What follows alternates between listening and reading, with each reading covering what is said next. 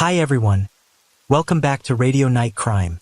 Before you drift off, let me know in the comments where you're listening from. If you're enjoying the stories, don't forget to like and subscribe. Now let's relax and jump into tonight's case.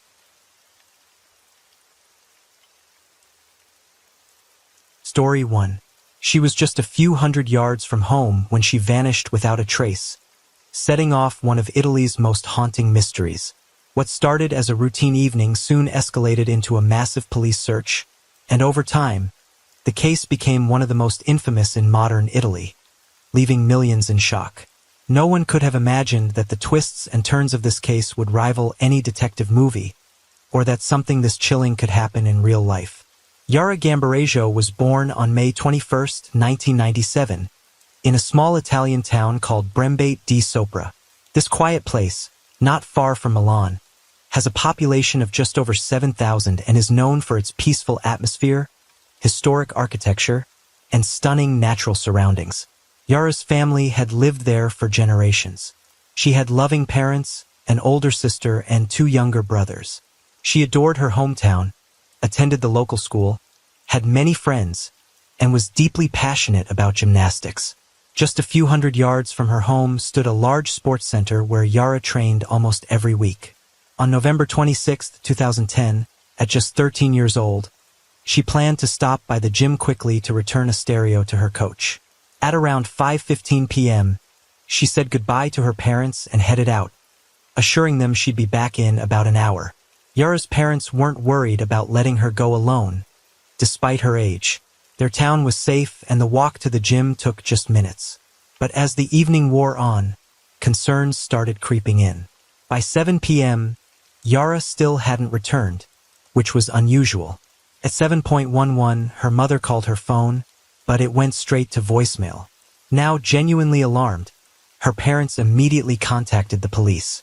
The case was referred to a larger police department in a nearby city, and an experienced detective, Letizia Ruggieri, was assigned to investigate Yara's disappearance. She quickly dispatched officers to the town to begin the search and enlisted the help of the military police. After speaking with Yara's parents, investigators headed to the gym to reconstruct her last known movements. Her coach confirmed she had been there around 5:30 p.m. Her friends said they saw her, chatted briefly, watched her do some exercises, and then saw her leave for home. The police also discovered that Yara had sent a text to a friend at 6:44 p.m., the last time anyone heard from her. From this, investigators concluded that Yara had vanished somewhere between the sports complex and her home. Teams were deployed, some combing the streets, while others searched for witnesses and possible clues, including CCTV footage. Several people near the sports center that evening reported seeing a girl matching Yara's description speaking with 2 men near a red car. But police couldn't confirm if it was really her. A thorough search of the entire sports center turned up nothing. Meanwhile, local and military police scoured the streets, fields, and the banks of a small river running through town. Firefighters and volunteers joined the effort, but Yara was nowhere to be found. Detective Ruggieri then brought in canine units. The search dogs picked up Yara's scent from her belonging, but instead of leading police toward her home, they indicated she had gone in the opposite direction, toward a small town called Mapello. Ruggieri also requested Yara's cell phone location data, which revealed that at 6:49 p.m., just 5 minutes after she texted her friend, her phone had connected to a cell tower in Mapello. Given the distance from the sports center, it was almost certain Yara hadn't walked there on her own. She must have been taken in a vehicle. At this point, Yara's trail went cold. Police focused on 2 main theories, the most likely that she had been kidnapped, the other that she had run away, but there were serious doubts about the latter. Her last message made plans to meet her friend the next day, making it hard to believe she would suddenly decide to disappear. Despite their doubts, investigators interviewed all of Yara's family and friends, but nothing suggested any trouble at home. Ruggieri went a step further, ordering wiretaps on the phones of her relatives and several dozen other individuals. She made a bold move, requesting location data for every phone that had connected to cell towers in Mapello on the night Yara disappeared. If this was an abduction, the kidnapper's phone would have pinged those same towers. However, identifying the perpetrator would still be incredibly difficult. The police received records for 15,000 phones that had been active in the area that evening. A special team was assembled to analyze these numbers and monitor thousands of individuals who seemed suspicious for various reasons. Meanwhile, active searches for Yara continued, but day after day, they led nowhere. Ruggieri began to fear that the investigation was reaching a dead end. Her last hope rested on the phone records. One of those numbers had to belong to the kidnapper. Within days, officers had listened to thousands of hours of recorded conversation, but none appeared linked to Yara's case. The process dragged on for weeks until suddenly, in late November, one officer heard something deeply unsettling. On a wiretapped call, a man whispered a chilling phrase, "Forgive me, Lord, I didn't kill her." Investigators quickly identified the man as Mohammed Fikri, a construction worker from Morocco who lived in the same town where Yara's phone signal had last been detected. The police tried to locate him, but there was a problem. The team monitoring phone conversations was working with a delay of several days. Processing so many calls in real time was impossible, so Fikri's call was only reviewed 3 days after it was made. By the time police became interested in him, he was already aboard a ship heading to Morocco. The situation looked highly suspicious, so Italian authorities made the urgent decision to intercept the vessel. They located Fikri, arrested him, and brought him back to Italy. Meanwhile, investigators uncovered another chilling clue. Searching Fikri's car, they discovered a mattress in the trunk stained with blood. It was immediately sent to a lab for testing. But then came an unexpected twist. The blood did not belong to Yara. In fact, it wasn't even human. Further analysis of the wiretapped phone call revealed another major error. The officer listening to the recording had misunderstood Fikri's words in his native language, leading to a mistranslation of the second half of his statement. Additional checks confirmed that Fikri had no involvement in Yara's disappearance, and he was ultimately released. By then, Yara's case had become one of the most widely discussed topics in Italy, dominating national media. Millions followed the search efforts, desperately hoping she would be found alive. When news of Fikri's arrest broke, many believed the case had finally been solved. So when his innocence was confirmed, the public was left stunned and disheartened. It meant that investigators were back at square one, with no other leads to follow. The police continued wiretapping phone calls, searching for new evidence, and pursuing every possible clue. But nothing seemed to bring them closer to finding Yara. This continued for exactly 3 months, until February 26, 2011. That day, a man from a small town, 6 miles from Yara's home, went to an open field to fly his remote-controlled airplane. But when the aircraft malfunctioned, he had to land it in an area with thick, overgrown grass to prevent it from crashing. As he walked over to retrieve it, he noticed a pile of rags. At first, he thought little of it, until he saw boots sticking out from underneath. That's when he decided to call the police. Officers arrived and discovered a human body hidden under the rags. However, the level of decomposition made it nearly impossible to identify the victim on sight. But when Letizia Ruggieri arrived at the scene, she knew immediately. It was Yara. She was still wearing the same clothes from the night she vanished 3 months earlier. Nearby, investigators found her iPad, house keys, SIM card, and the removable battery from her phone. But the phone itself was missing. Italy's top forensic pathologist was brought in to examine the remains. After a thorough analysis, she determined that Yara's cause of death was multiple stab wounds. No evidence of assault was found, but the fact that some of her clothing had been removed led investigators to believe this was the motive. Experts also uncovered fibers on the body, commonly used in a specific type of fabric, suggesting the killer might have worked in a related manufacturing facility in the area. In addition to this, 2 foreign DNA samples were found, one on Yara's gloves and another on the battery of her missing phone. However, investigators faced several frustrating challenges. The DNA samples they had were incredibly small, making it extremely difficult to extract a complete profile. To make matters worse, there were no matches in any of the national or international DNA databases, leaving them stranded at yet another dead end. It was a devastating setback. But then, 2 months later, Letizia received an unexpected call that changed everything. Experts at the forensic lab had re-examined the victim's belongings and discovered something crucial: biological material found on Yara's underwear. This time, the analysis produced a full DNA profile. The sample belonged to an unknown man. It was their first real breakthrough. With the killer's DNA finally in hand, Letizia wasted no time. She immediately divided her officers into multiple teams, assigning each one a specific, critical task. Some officers were sent to collect DNA samples from every single person connected to Yara: relatives, friends, neighbors, and even everyone at the sports complex she frequented. Others focused on tracking and analyzing cell phone location data, compiling a comprehensive list of numbers belonging to people who had traveled from Yara's town to Mapello that evening. Once identified, those individuals were also asked to provide DNA samples. But the scale of this investigation was massive, and the results weren't coming in quickly, even with 3 forensic laboratories across Italy working non-stop on the collected DNA. The process was painfully slow. The sheer number of samples meant that the analysis could take years. Over the following months, investigators collected thousands of DNA samples, hoping for a match.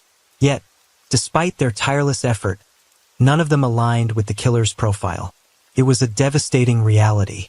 Letizia found herself constantly thinking about how to generate new leads.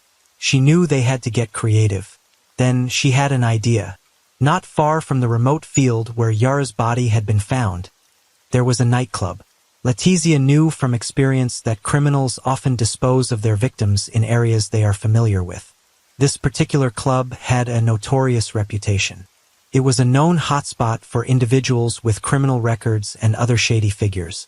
She decided to put her theory to the test. She assigned several officers to monitor the club's entrance every Friday and Saturday night, stopping every visitor and collecting DNA samples.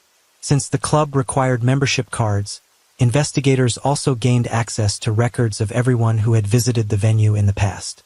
It was a long shot, but at this point, Letizia was willing to try anything. Then, after weeks of collecting and testing, the breakthrough finally came. One day, she received a life-changing call from the lab. DNA from one of the nightclub visitors partially matched the killer's profile. It was their first real lead in months. The man's name was Damiano, but just as quickly as hope had risen, a new problem emerged. The match was only partial, and upon further investigation, Damiano was immediately ruled out as a suspect. He had been on another continent at the time of Yara's disappearance. However, despite this setback, the discovery was still a huge breakthrough. Forensic experts concluded that because his DNA was so close to the killer's profile, Damiano had to be related to the actual perpetrator. This realization sent investigators down a new path, one that would require them to painstakingly reconstruct Damiano's entire family tree to pinpoint the most likely suspect. Forensic genealogy was not commonly used in criminal investigations. This was uncharted territory, making the process extraordinarily difficult. But soon, the team made a shocking discovery. Damiano's mother had worked as a housekeeper for Yara's family for 10 years. She had left her job a few years earlier. But when she learned that someone in her own family could be involved in Yara's murder, she was deeply shaken. Despite this breakthrough, the search for the actual suspect dragged on for many more months. Letizia eventually came to a troubling conclusion. None of Damiano's immediate relatives were Yara's murderer. This meant investigators would have to expand their search to include hundreds, if not thousands, of distant relatives. As time passed without a definitive suspect, frustration boiled over. The media, once supportive, began turning against the investigators. Newspapers and television programs openly accused Letizia and her team of incompetence, claiming they were failing to make progress. Several politicians even attempted to have her removed from the case, criticizing her approach. But despite the mounting pressure, Letizia remained determined. She refused to back down. She and her team worked tirelessly, poring over countless historical records, family trees, and birth certificates, some dating all the way back to 1716. It was an overwhelming task.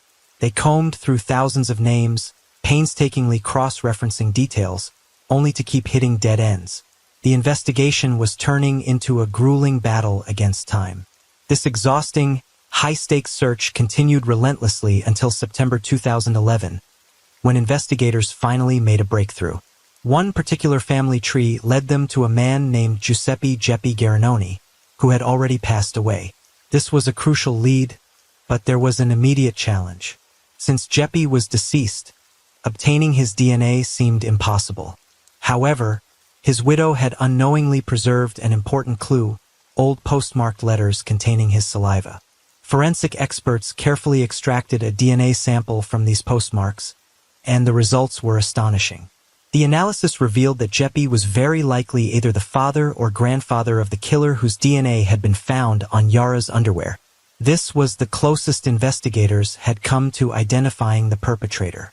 Geppi had 2 known sons, and police quickly obtained their DNA samples, hoping for a match. But then came another unexpected disappointment. Neither of the sons was the killer. Letizia was stumped. The murderer had to be closely related to this family, yet none of the male relatives matched the DNA profile. That left only one possibility. Geppi might have fathered a child with another woman, a secret child his family never knew about. Detectives shifted their focus to this theory, but uncovering such deeply personal and hidden information was incredibly difficult. Investigators interviewed thousands of people who might have known or seen Geppi during his lifetime, hoping to find clues about an unknown lover. For nearly a year, their search led nowhere, until they stumbled upon an intriguing detail from Geppi's past. Since the 1960s, Geppi had been a regular visitor at a spa complex in a small town near Milan. Strangely, he always went alone, never bringing his wife or family. Every May, for 2 full weeks, he stayed at the spa, and no one in his family questioned it. Letizia suspected that this was where he might have met the mother of the killer. She immediately requested records of all visitors who had stayed at the spa during those years. To her surprise, the documents were still available. Investigators meticulously examined every name, compiling a list of all the women who had visited the spa at the same time as Geppi. This painstaking process stretched on for over a year, but despite their efforts, Letizia still couldn't uncover the identity of Geppi's possible lover. Meanwhile, the media caught wind of the secret child theory, and soon all of Italy was captivated. Journalists, eager to capitalize on the frenzy, launched their own investigation into children born from extramarital affairs. To everyone's surprise, these efforts unearthed many such cases. In one small village alone, reporters found 5 individuals who had been unknowingly fathered by men outside their mothers' marriages. This continued until 2014, when investigators finally made real progress. With widespread public attention on the case, the police began receiving an influx of anonymous tips. However, most of these leads turned out to be dead ends. Then, in the summer of that year, they received a tip that stood out. Someone suggested that Geppi might have had an affair with a woman named Esther Azzuffi. Letizia's team searched their records and made a shocking discovery. They had already collected a DNA sample from Esther 2 years earlier. At the time, it had been tested, but the results showed no relation to the killer. Still, something about this new lead made Letizia uneasy. She ordered a second analysis, wanting to be absolutely certain. The results left everyone stunned. It turned out that the original forensic expert had made a critical mistake. Instead of comparing Esther's DNA to the killer's, the expert had accidentally compared it to Yara's DNA. When a new forensic analyst examined the correct samples, the truth finally emerged. Esther was the killer's biological mother. With this long-awaited confirmation in hand, Letizia dug deeper into Esther's family. She discovered that Esther had 3 children, including twins, a boy and a girl, who perfectly fit the age profile of the killer. Officially, the twins were considered the biological children of Esther's legal husband, but based on the DNA evidence, investigators now suspected that Geppi Garanoni was the twins' real father. Since the murderer was clearly male, police focused on Esther's son. At the time of the investigation, he was 42 years old, worked as a construction worker, and lived in Mapello, the same town where Yara's cell phone signal had last been detected. This was it. After years of searching, they had finally identified their prime suspect. Letizia knew they had to act carefully. If the suspect realized he was being investigated, he might try to flee or destroy evidence. She needed a way to obtain his DNA sample without alarming him. After some research, she found out that he drove the same road every day. She came up with a plan. Police set up a fake sobriety checkpoint along his route. When the man was pulled over, he unknowingly provided a saliva sample by blowing into a breathalyzer. His saliva was immediately sent to the forensic lab. After 4 long years, Letizia finally received the confirmation she had been waiting for. His DNA was a perfect match to the biological sample found on Yara's underwear. The search was over. The man's name was Massimo Bassetti, and on June 16, 2014, he was finally arrested. But even as the evidence stacked against him, Bassetti refused to confess. He adamantly denied any involvement in Yara's murder, claiming he was innocent. With no confession and a high-profile case that had gripped the nation, the case was far from over. The trial was about to begin.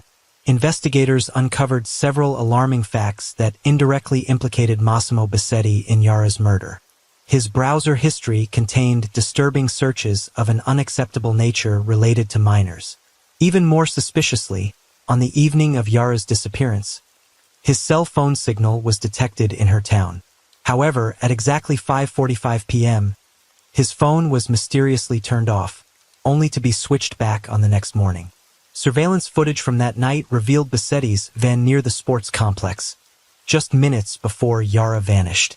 At the time, the vehicle had no license plates, making it nearly impossible to identify the driver. But after Bassetti's arrest, authorities were able to confirm that the van in the footage was indeed his. Even more damning, forensic analysis showed that fibers from his van's seats perfectly matched fibers found on Yara's body. The prosecution also introduced a key witness, a local woman who lived in Yara's town. She testified that on the night of the disappearance, she had stepped outside to take out the trash when she saw a vehicle speeding past her house. According to her, the car resembled Bassetti's van, and more disturbingly, she saw a child inside. She also recalled hearing screams coming from the vehicle, which sent chills through the courtroom. Further investigations revealed that Bassetti had frequently stopped at a pizzeria located on the same street as Yara's home. This suggested that he had likely seen her before and may have planned the crime in advance. As for the surveillance footage, Bassetti claimed he had simply been driving home from work that evening. But investigators quickly disproved this claim. His colleagues confirmed that he hadn't worked that day.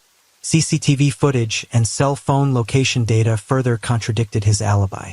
With growing public interest, the trial began in the summer of 2015, 1 year after Bassetti's arrest. The case gripped the nation as millions across Italy closely followed the courtroom proceeding. While most people were already convinced of Bassetti's guilt, no one expected the trial to take such a shocking turn. The prosecution's version of events was clear. Bassetti had been watching Yara for days, possibly even weeks, waiting for the right moment. The night she vanished, he saw her leave the sports complex alone and abducted her. He then drove her to the isolated field where her body was later found and murdered her. Their main theory was that Bassetti intended to assault her but, for some reason, never went through with it. Bassetti's wife took the stand and provided an alibi, stating that he was at home with their family, having dinner at the time of Yara's disappearance. However, this statement was directly contradicted by CCTV footage, as well as 3 separate witnesses who all saw Bassetti's van near the sports complex at the time he claimed to be at home. The defense, however, fought back hard. They insisted that Bassetti was innocent and the case against him was flawed. Bassetti himself argued that he often had nosebleeds which could have transferred his blood onto his clothes and tools. His lawyer took this argument further, suggesting that the real killer might have somehow come into contact with Bassetti's blood before committing the crime, implying that this could explain why Bassetti's DNA was found on Yara's underwear. The defense also challenged the DNA evidence, questioning its reliability. They pointed out that there are 2 types of DNA, one that changes significantly between relatives and another that remains stable over generation. The DNA found on Yara's underwear belonged to the second type, meaning, according to them, that it could belong to anyone distantly related to Bassetti. But forensic experts from the prosecution strongly disagreed. They maintained that Bassetti's DNA was an exact match and left no room for doubt. However, just when it seemed like the case was settled, the defense dropped a bombshell. They named a new suspect, a gym instructor named Sylvia. The courtroom was stunned. It turned out that after Yara's body was discovered, forensic experts had found Sylvia's blood on the sleeve of Yara's jacket. This revelation sent shockwaves through the trial. Sylvia's father also made a disturbing claim. On the night of Yara's disappearance, Sylvia had come home and cried uncontrollably for the entire night. Even more suspiciously, investigators discovered that Sylvia had texted her brother that same evening. However, both of them had deleted the messages shortly after, making it impossible to recover their content. When questioned in court, Sylvia had no explanation. She claimed she didn't remember why she had cried all night, what she had texted her brother, or how her blood had ended up on Yara's clothing. Her response? I don't know. Despite this shocking revelation, there was no concrete evidence linking Sylvia to Yara's abduction or murder. With no alternative suspect, the trial reached its climax. In the summer of 2016, Bassetti was found guilty and sentenced to life in prison. His legal team fought hard, trying to overturn the verdict, but every appeal failed. But the story didn't end there. A day after the verdict, Bassetti's wife visited him in prison. During the visit, she dropped a devastating revelation. None of their 3 children were biologically his. She admitted that she had been unfaithful multiple times, and Bassetti was not the father of any of them. In another strange twist, it was later revealed that Esther's 3rd child, Bassetti's supposed sibling, wasn't fathered by Geppi Garanoni either. Instead, the child's biological father was another man entirely. Since his conviction, Bassetti has remained in prison, insisting on his innocence. But with overwhelming evidence against him, the case was considered closed, a case that gripped an entire nation and took 4 years to solve. But the mystery surrounding Sylvia and her blood continues to haunt many who closely followed this case. Some find the circumstances so suspicious that they question Bassetti's guilt, arguing that he may have been wrongfully convicted. Conspiracy theories suggest that the DNA evidence could have been manipulated, raising doubts about whether the real killer was ever caught. However, despite these lingering questions, this case remains one of the most high-profile investigations in modern Italian history. Every piece of evidence was thoroughly examined by the country's leading forensic experts, and the likelihood of Bassetti's innocence is considered extremely low. What do you think about this case? Do you believe Bassetti was truly guilty, or do you think there's more to the story?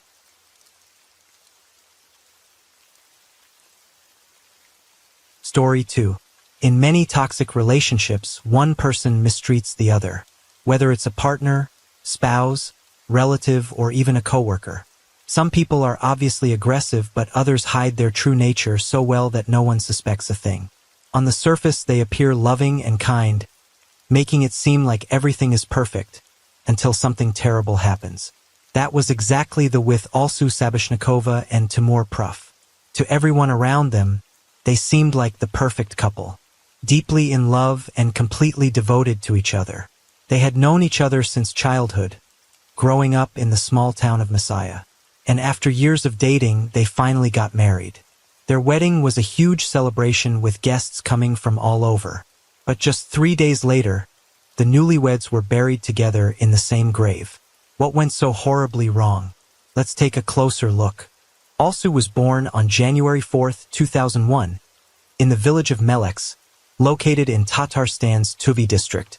She was the youngest in her family and grew up with an older brother, Rosen, who was always by her side. Their childhood took a turn when their parents divorced while they were still in school. After the separation, they stayed with their mother, Elira Shira.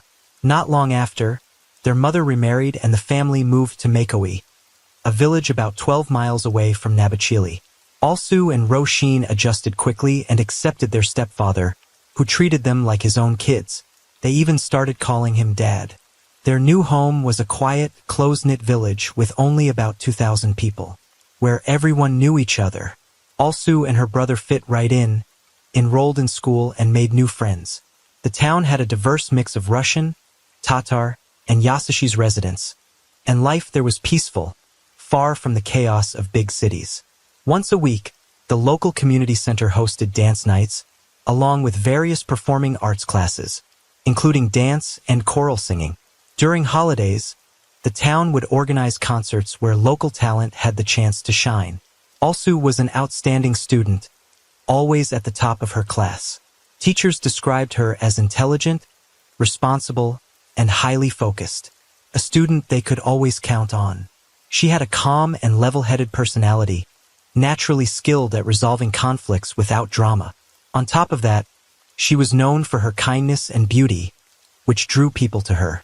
Many wanted to be her friend, but her closest bond was with her cousin, Sabrina Sashnikova. Despite being 3 years younger, Sabrina and Alsu were inseparable from childhood until tragedy struck. They shared everything, their deepest secrets, their daily thoughts, and they looked so similar that people often mistook them for sisters. Sadly, their lives would both end in a devastating way. From a young age, Alsu faced serious health struggles. A severe viral infection damaged her kidneys, leading to chronic kidney failure that worsened over time. She had to travel regularly to a specialized clinic in Nabachili for treatment and underwent hemodialysis, a procedure to cleanse her blood since her kidneys could no longer do the job. Her family wasn't wealthy, and the cost of her medical care was a heavy burden. The expenses for treatments, medications, and procedures were overwhelming. During flare-ups, she had to switch to homeschooling, often missing months of school. This made it difficult for her to properly prepare for her final exams and university entrance tests. Still, Alsu had big dreams. She wanted to attend the Nabachili branch of Kazan Innovative University and study economics. But she knew her health would make it hard to keep up with the demands of college life. On top of that, most of the family's income went toward her treatments, making tuition unaffordable. Her mother tried to comfort her, suggesting that she start with vocational training to learn a practical skill, allowing her to earn an income before pursuing higher education later on. Alsu remained hopeful about her future, determined to build a career she enjoyed and gain independence. She didn't want to be a burden on her family, so she stayed positive and kept searching for the right path. To support herself, she took courses in eyelash extensions and nail care, eventually setting up a small business at home. This allowed her to work while managing her health. While still in school, Alsu met Timur Prokhorov, a senior student who was 4 years older than her. They quickly became close, and over time, their friendship turned into a romantic relationship, which eventually led to marriage. So, who was Timur Prokhorov? Born in 1997 in Nabersely, Timur was the younger of 2 sons in a well-off family. His parents ran a small but successful business, ensuring a stable and comfortable life for their children, especially when it came to education. His older brother, Artur, studied law and later took a job at the Ministry of Internal Affairs. In the late 2000s, the Prokhorov family bought land in the village of Mokoy and started building a house. A few years later, they moved in permanently. Both Timur and his brother helped with construction and household tasks, contributing to the family's new home. Those who knew Timur, friends, teachers, and neighbors, described him as a kind and calm person. He wasn't the type to get into fights and preferred to settle disagreements through conversation rather than confrontation. If he made a mistake, he wasn't afraid to admit it and apologize. Academically, he was an average student, but he was passionate about the arts.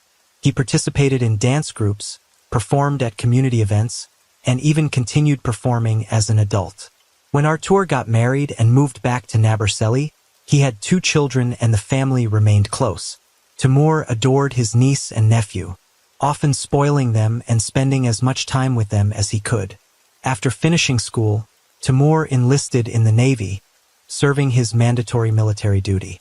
By then, he and Alsu had been in a relationship and she eagerly awaited his return. During his service, tragedy struck his family. His mother was diagnosed with an aggressive form of cancer, and despite all efforts to treat her, she passed away within a few months.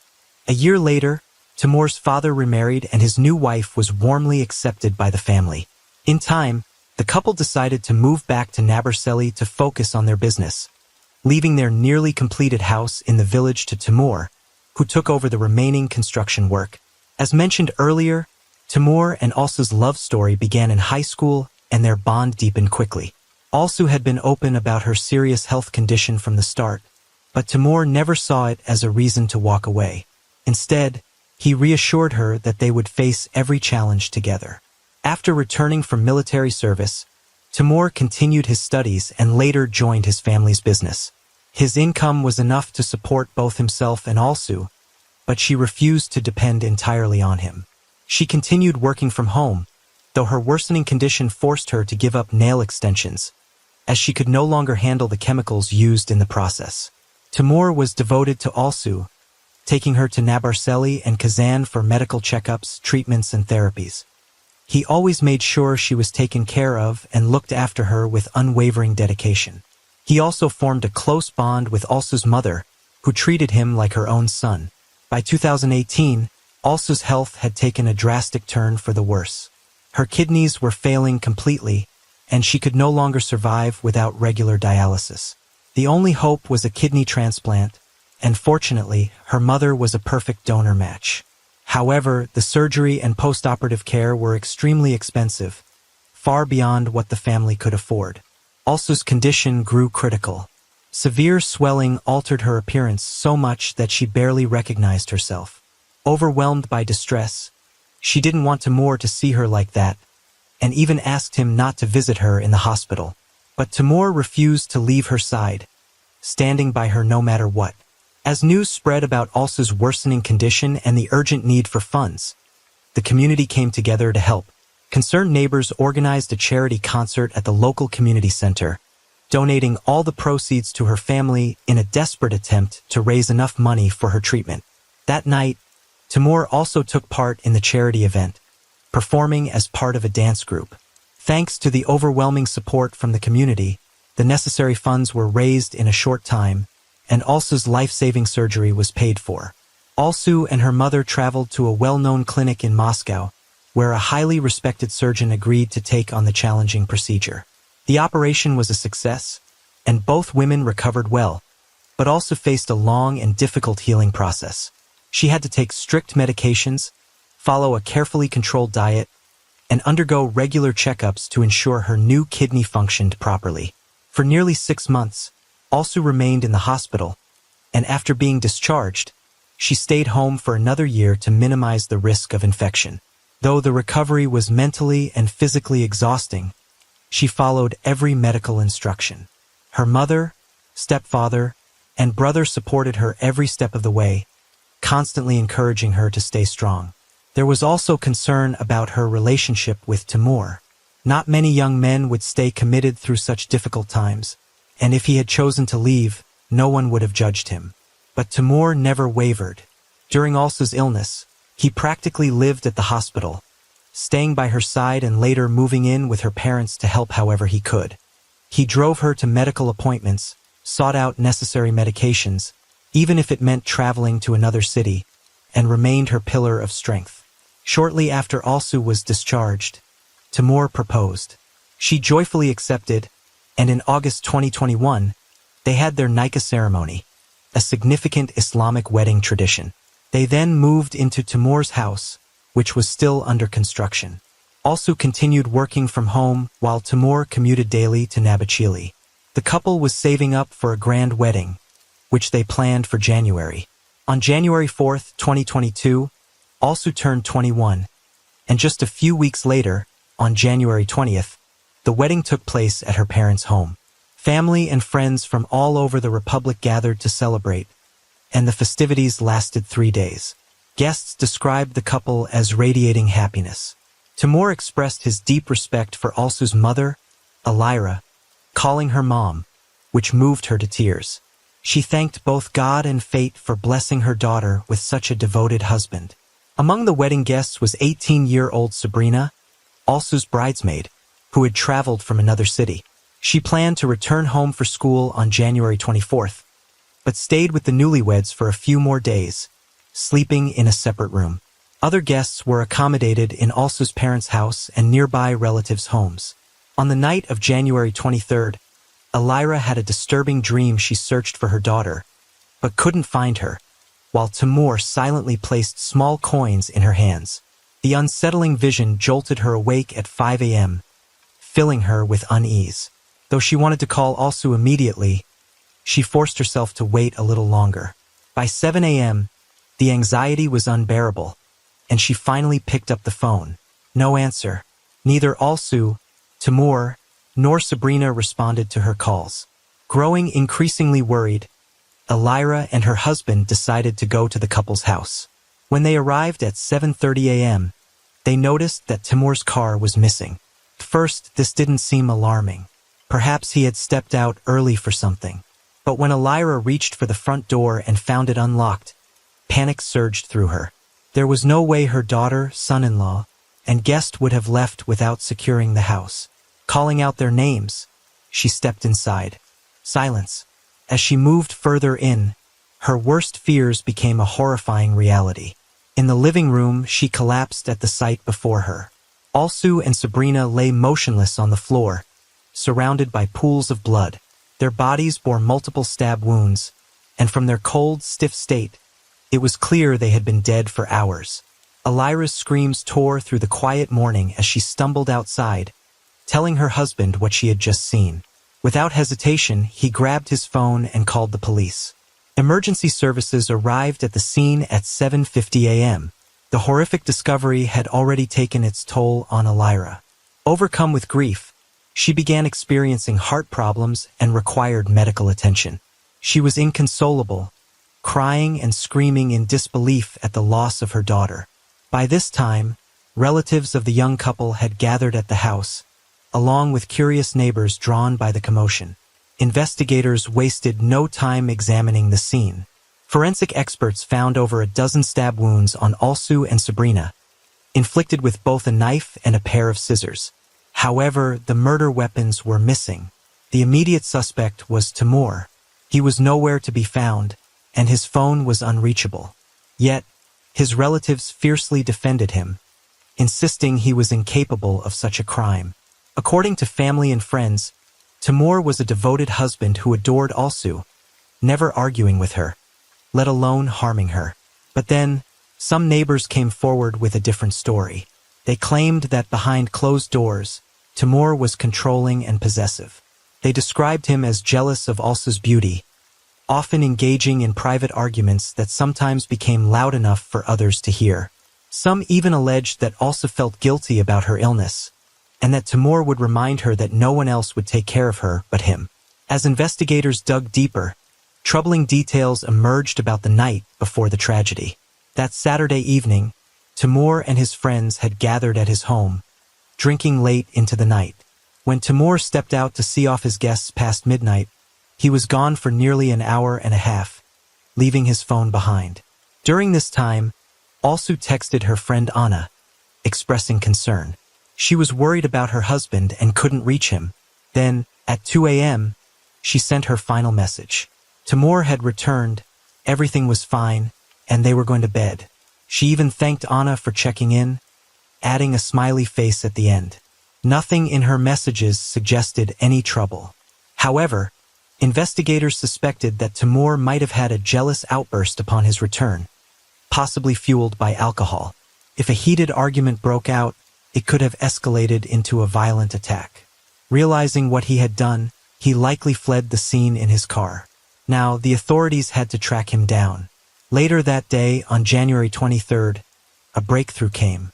Along a road leading to Yelabuga, in the parking lot of a small roadside cafe, authorities discovered a Lada Priora. Inside the vehicle, they found the body of a young man. Timur had died from a self-inflicted gunshot wound to the chin. A rifle was found in his hands, leaving little doubt that he had taken his own life. Authorities quickly identified the deceased. It was 25-year-old Timur Pravarov, the man wanted for questioning in the double homicide. Investigators later discovered that the rifle belonged to Timur's father and had been kept in a secured safe in the home he shared with Alsu. It appeared that Timur had taken the weapon with him when he left that night, possibly already planning to end his life. Security camera footage from a building across the street from the Pravarov residence provided further clues. The video captured Timur leaving the house with friends. About an hour and a half later, he returned alone. However, he never appeared on camera after that. Since the camera was only focused on the street, it was possible that Timur left again, driving in the opposite direction out of the frame. A witness recalled that on the night of January 23rd, a local club nearby was hosting a dance event. The newlyweds did not attend, as they had guests over, but at one point, an unfamiliar car briefly stopped outside their house before driving away. The following morning, after news of the tragedy broke, two young men showed up looking for Timur. When they learned what had happened, they quickly left. No one could provide a description of them afterward. As the investigation continued, an unexpected name surfaced. A 47-year-old massage therapist from Naborozni Chelny. Authorities soon uncovered that she also offered intimate services at her home. Her identity was never disclosed to the media, but it was alleged that Timur had visited her multiple times. On the night of the tragedy, Timur reportedly messaged her, asking if she was available for a session. The late-night request did not surprise her, and she agreed to meet him. Some reports suggested that Timur visited her after murdering Alsu and Sabrina. They allegedly had an intimate encounter, but when the woman asked for payment, Timur refused. An argument ensued, and when she threatened to report him, he lashed out, hitting her multiple times before storming out. The woman later went to the police, reporting Timur for physical assault and alleging that he had also sexually assaulted her. However, for reasons that remain unclear, she later withdrew her statement. Rumors spread that Timur's well-connected relatives, some with ties to law enforcement, had intervened, ensuring her silence. She never spoke publicly about Timur or the alleged abuse again. Some speculated that Timur had actually visited the massage therapist before returning home that night, explaining his long absence. If Alsu found out, jealousy may have sparked a heated argument. It was possible that Sabrina, siding with Alsu, unintentionally escalated the situation, pushing Timur into a violent rage. One final detail stood out to investigators. At 7:03 a.m. on January 23rd, Timur logged into his social media account for the last time. After that, he stopped responding to calls and messages. This timestamp was later estimated to be the moment of his death. Theories of jealousy, infidelity, and sudden rage painted a disturbing picture, one that many found hard to reconcile with the man Timur was believed to be. For those who knew Timur, the idea that he had committed such a brutal crime seemed impossible. Even Alsu's relatives refused to believe the theories of jealousy or rage, insisting that an outsider must have been responsible. Timur had always been described as kind, calm, and level-headed. His actions that night did not align with the person they knew. While he occasionally drank on holidays or days off, no one had ever seen him intoxicated. However, a search of the house uncovered a troubling discovery: a significant quantity of prescription painkillers. These medications had originally been prescribed to Timur's mother, who had battled cancer before passing away. After her death, the powerful drugs had remained in the house, carefully stored in a drawer. Investigators suspected that someone had been secretly using them. This revelation led to another theory. Could Timur have been taking these medications in secret? On that fateful night, had he consumed a large dose, possibly mixing it with alcohol? Such a combination could have caused hallucinations, confusion, or a sudden outburst of aggression. If he had committed the crime in a drug-induced state and later regained his senses, he may have seen no other option but to take his own life. Despite the shocking nature of the case, no criminal charges were filed, as the suspected perpetrator was already deceased. However, the families of the victims struggled to accept Timur's guilt. Alsu's mother, in particular, refused to believe that her son-in-law was responsible. She insisted that he had loved Alsu deeply and would never have harmed her. In accordance with her wishes, the young couple was buried together in the same grave at the local cemetery, her final act of faith in Timur's innocence. The tragic case quickly became the talk of the small village, sending shockwaves across the Republic of Tatarstan. Journalists from all over the region rushed to cover the sensational story. However, while the Provorov and Sabashnikov families avoided speaking to the press, eager villagers, many of whom had never even met the deceased, readily shared rumors and speculation. The case became clouded with misinformation, making it difficult to separate fact from fiction. On January 26th, Timur's father made a public statement that only deepened the mystery. He claimed that the autopsy had revealed signs of physical abuse on his son's body and that very little blood was found in the car. This led him to believe that Timur's may have been beaten and shot elsewhere before his body was placed inside the vehicle. However, just a day later, investigators refuted these claims.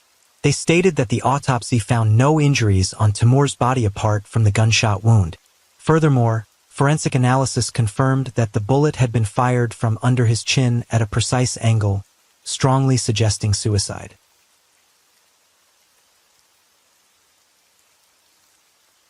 Story 3. In February 2021, something strange caught the attention of the staff at Sharon Public School in Kenton, Massachusetts. Their 23-year-old colleague, Sandra Birchmore, had been out of touch for a few days.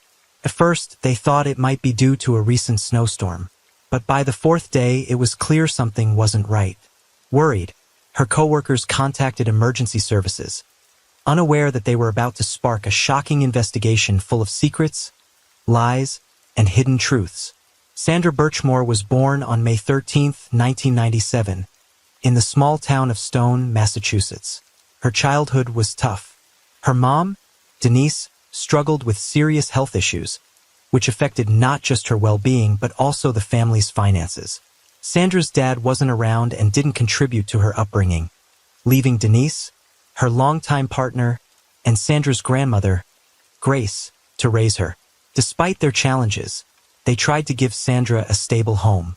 Grace was a big part of Sandra's life, stepping in to care for her whenever Denise was sick or undergoing treatment. Growing up in a home where the adults were constantly dealing with difficulties, Sandra learned how to be independent and responsible at a young age. From early on, Sandra admired people in uniform, whether police officers or military personnel. Her respect for law enforcement grew even stronger because several members of her mom's family had served as police officers or in the military. This background inspired Sandra of being part of something bigger than herself.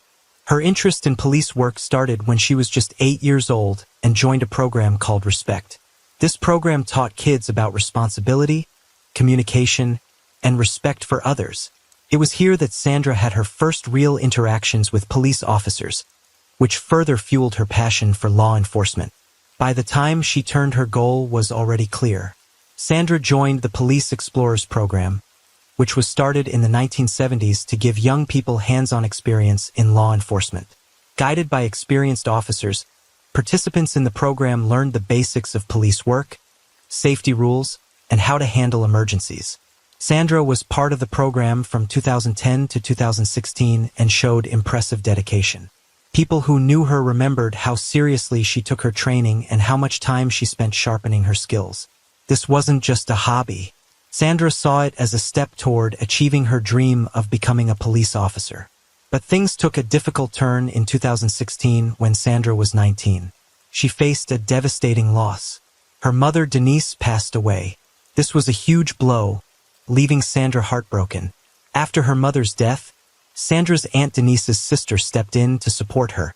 This loss happened around the same time that Sandra finished her time with the Police Explorers program, leaving a lasting impact on her life. Her dream of a law enforcement career began to fade as she struggled to deal with personal challenges. After graduating high school, Sandra began searching for her next steps. She signed up for college prep courses, planning to pursue a nursing degree. Even though her focus shifted, she still had a deep respect for law enforcement and stayed in touch with people she had met during her time in the Explorers program. Despite everything she had been through, Sandra kept pushing forward. But the challenges and losses she faced left her vulnerable. She often sought approval and guidance from people she saw as authority figures, a need that would later play a key role in her tragic story.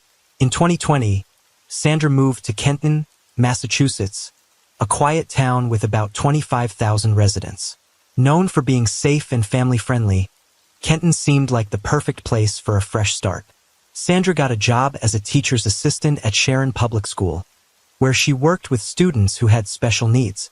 While it wasn't her dream job, It gave her a steady income and a chance to make a difference. Her experience caring for her mother had given her a strong desire to help others, and she hoped to build on that by taking college prep courses alongside her job. Sandra's co-workers described her as outgoing and friendly, though sometimes a bit immature. She had a habit of oversharing personal details, even with people she didn't know well, which occasionally made others uncomfortable. Still, there was no denying her genuine care for her students and her dedication to doing her job well. Even though Sandra didn't have a lot of experience, her warm personality and openness naturally drew people toward her. But this same trusting nature sometimes led to misunderstandings and made her vulnerable. She viewed her job at Sharon Public School as temporary, a stepping stone on her way to achieving bigger dreams. She had many plans and was preparing for major changes in her life. However, her eagerness to connect with others left her exposed, something that would later play a devastating role in her story. Sandra first met Matthew Farwell in 2010, when she was just 13 years old. At the time, she was part of the Police Explorers program, and Matthew, then 27, was one of the instructors. He quickly became a significant figure in her life. Their communication began within the program, but slowly extended beyond it. By the time Sandra was 15, Matthew had started sending her personal messages. This marked the beginning of a relationship defined by manipulation and psychological control. As someone much older and more experienced, Matthew knew how to use his position to gain influence over Sandra. Over time, their relationship became unhealthy. Matthew grew overly possessive, wanting to know where she was and who she was with at all times.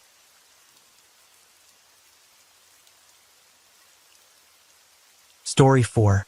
We'll uncover forgotten cold cases, including one that remained unsolved since 1959, only recently brought to life despite the suspect's passing in 2022.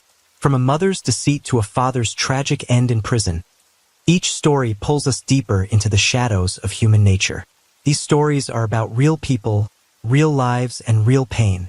Candy Rogers' cold case from 1959. The Spokane Police Department announced it has identified the man who killed 9-year-old Candy Rogers in 1959.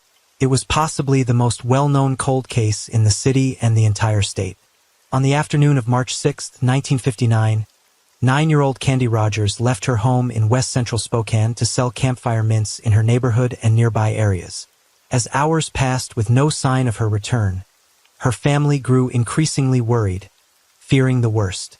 Then, after 2 weeks of intense searching, a devastating discovery was made. Her lifeless body was found deep in the heart of the dense woods far from her home. Despite extensive efforts by detectives, the mystery surrounding her death remained unsolved for decades. However, over 60 years later, the truth emerged. So, what happened to Candy? Did she become lost in the woods and fall victim to a wild animal?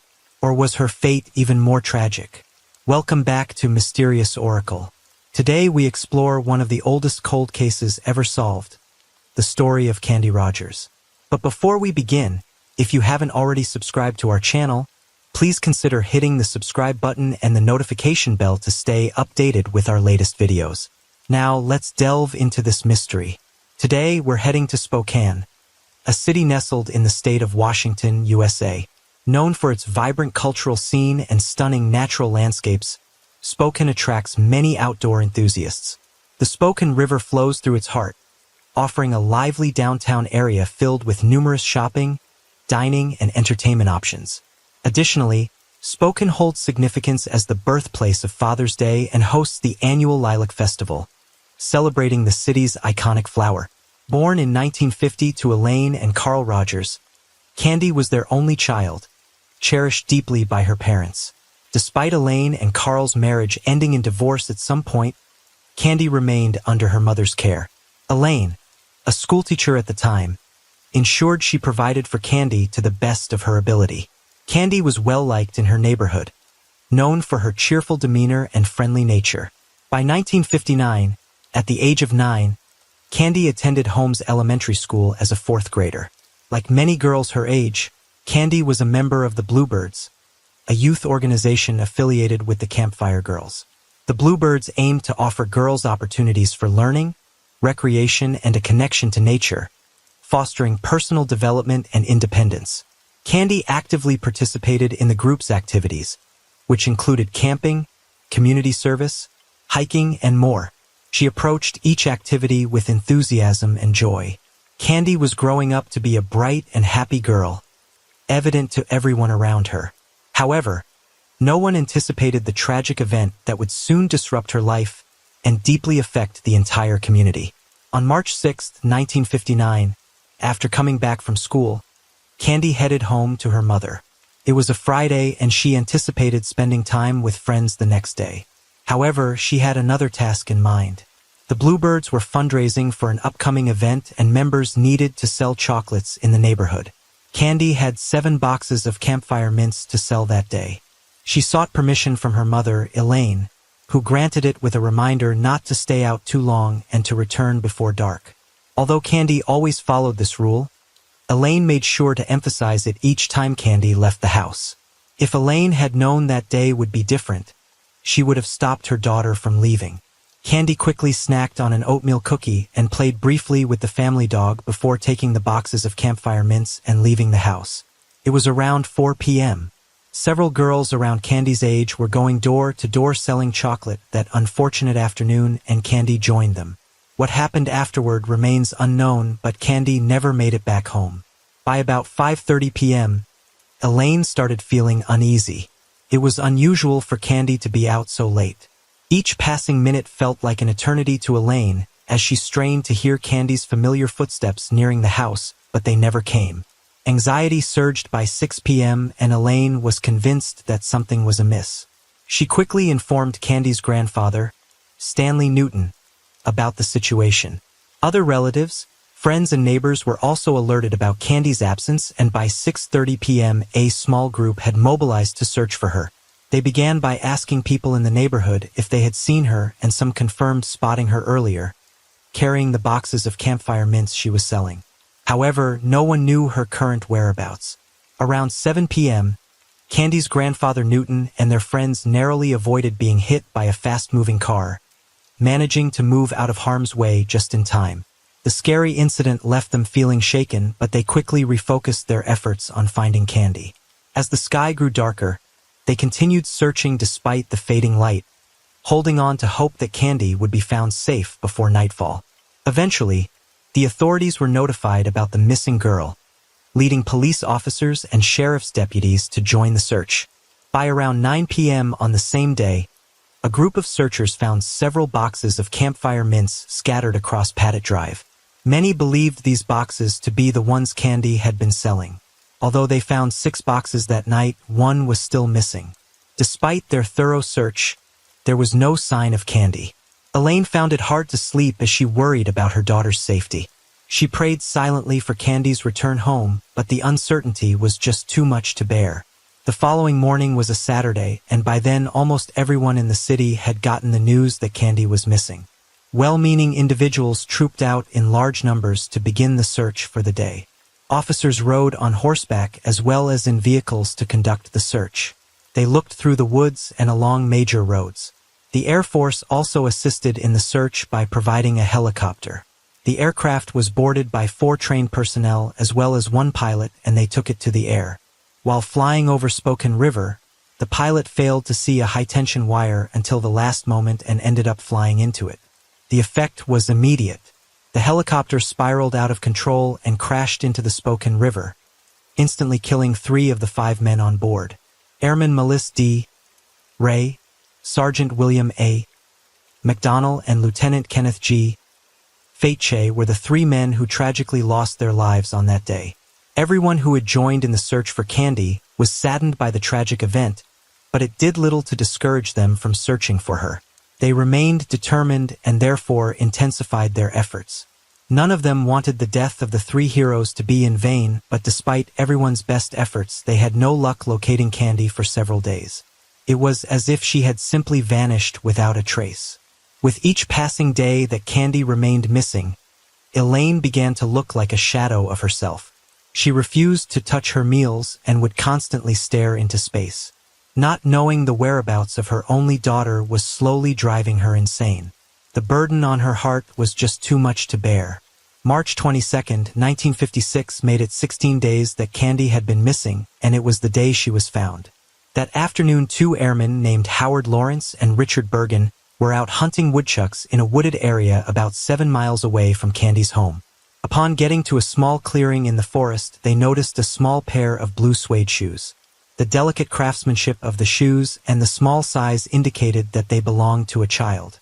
They were baffled and wondered how the shoes had gotten there so far away from town.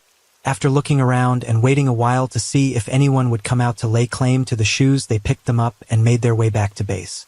The two men could not stop talking about the discovery they made in the woods, and the news soon spread like wildfire. The shoes were handed over to the police, who contacted Candy's grandfather to see if he could identify them. They had a strong suspicion that the shoes belonged to the little girl they had spent several days searching for. When Candy's grandfather saw the shoes, he told the police officers that they indeed looked similar to the ones she had worn in the past. With this confirmation, officers decided to focus their search on the area where the shoes had been found.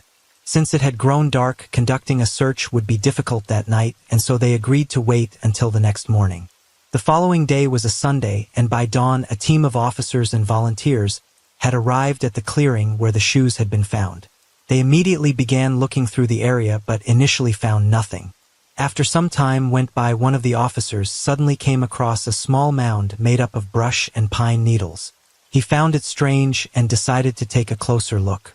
To his horror, it did not take him long to see a knee sticking out from under the pile, and he carefully brushed away the leaves to reveal the decomposing body of a child. He instantly recognized her as the little girl they had been looking for. The clothes she was wearing were torn in places, and when the officer looked at her feet, he noticed that they were bound. A torn strip of cloth had been used to do this.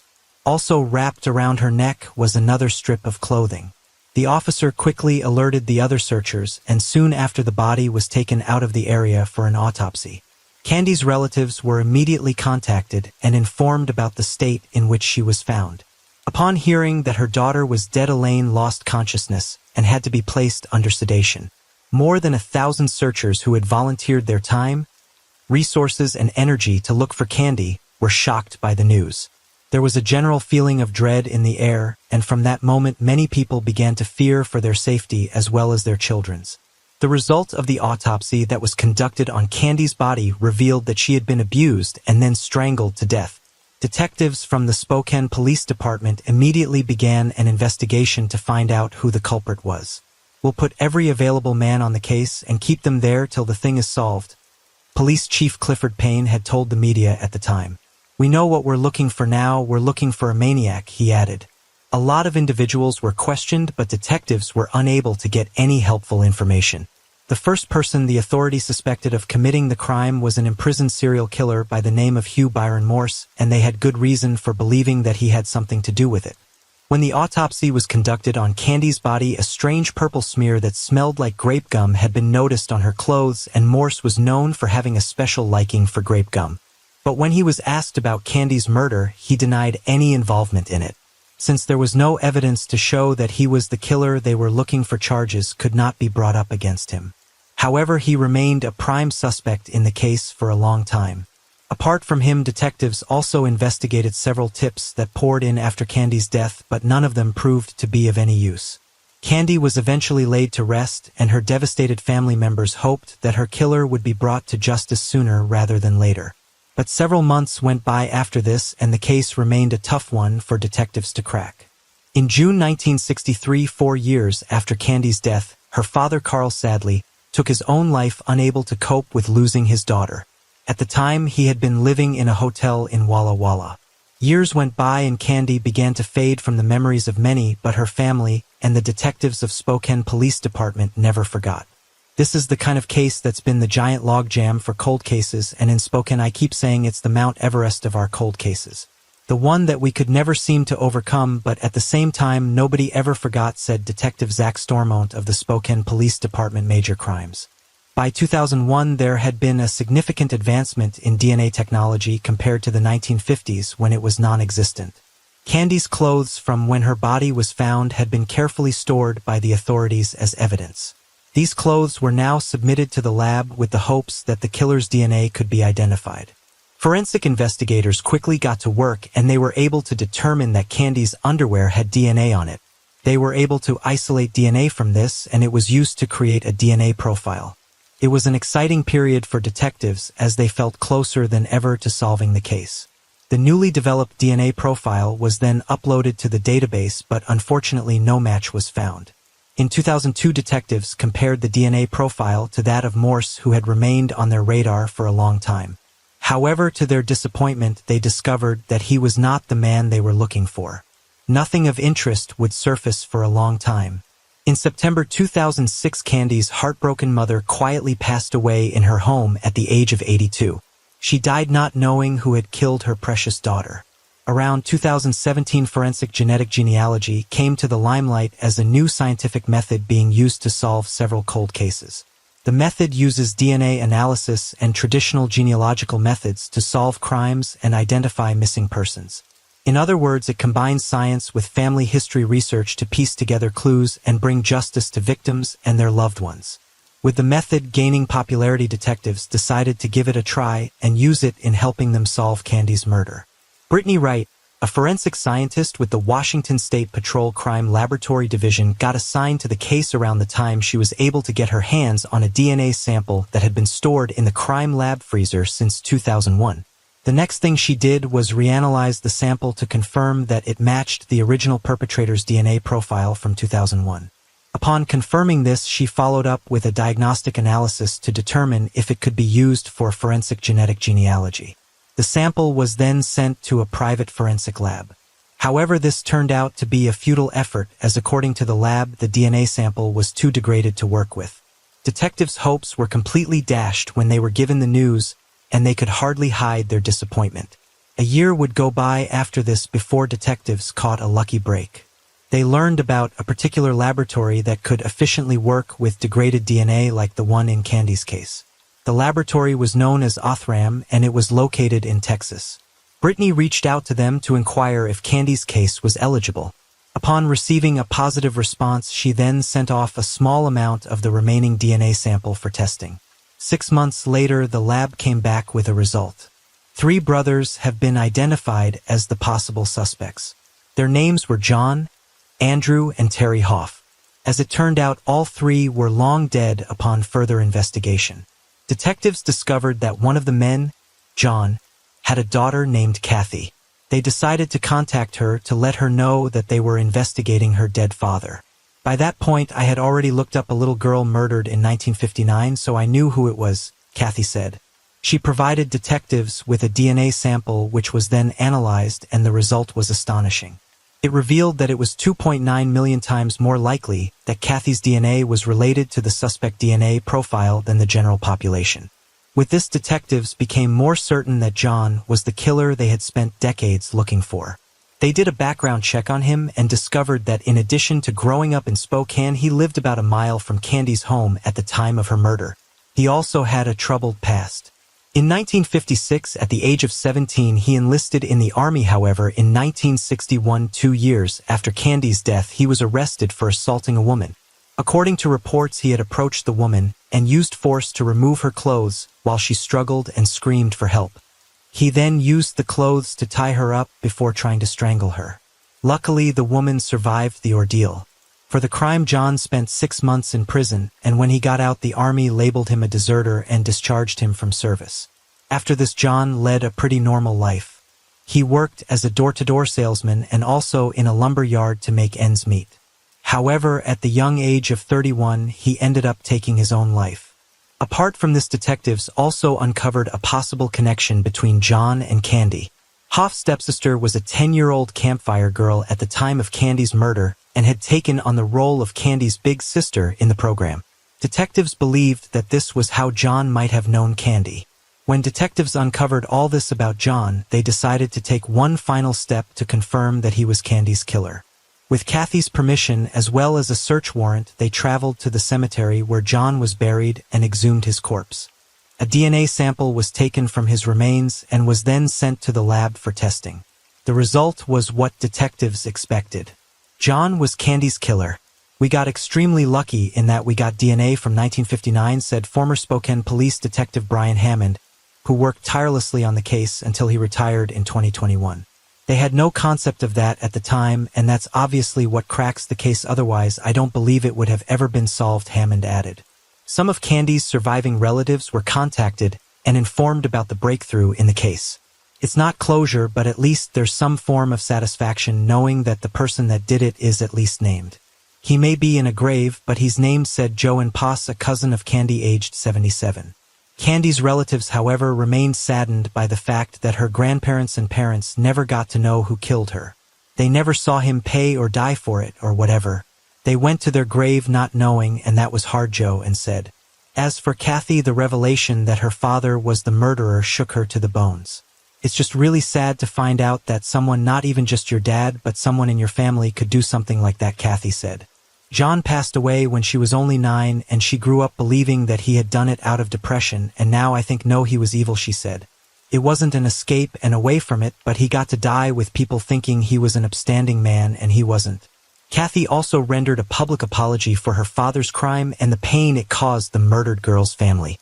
I'm very, very sorry for what my dad did, that he took her life horribly, she said.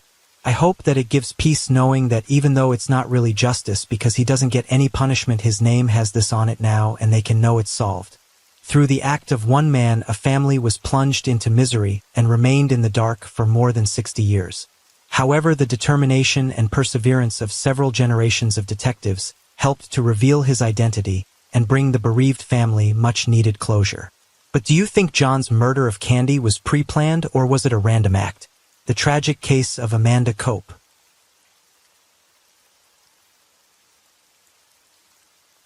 Story 5. You just heard a chilling 911 call.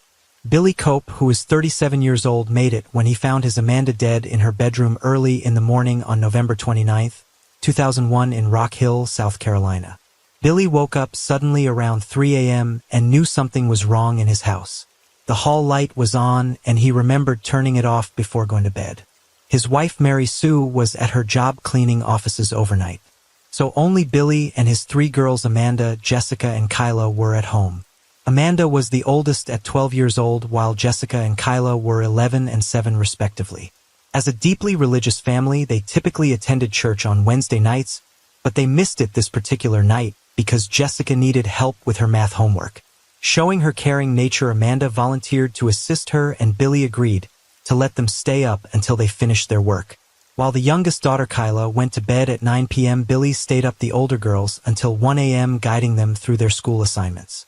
Afterward, they all retired to bed to get some much-needed rest. Before drifting off to sleep, Billy used his CPAP breathing machine to manage his sleep apnea. Strangely, just 2 hours later, he was awakened by something. Still half asleep, Billy went to check on his daughters. Amanda's door was shut, and he concluded that perhaps she was the one who turned on the hall light. Maybe she'd gotten up in the middle of the night for a drink of water. The other bedroom door was open, and he saw his 2 younger girls fast asleep in their beds. With his mind more at ease, he returned to his bed, put his breathing machine back on, and quickly fell back to sleep. The following morning at 6 a.m., Billy was awoken by the blaring of his alarm clock. He later stated that during those intermittent hours of sleep, he dreamed about the rapture.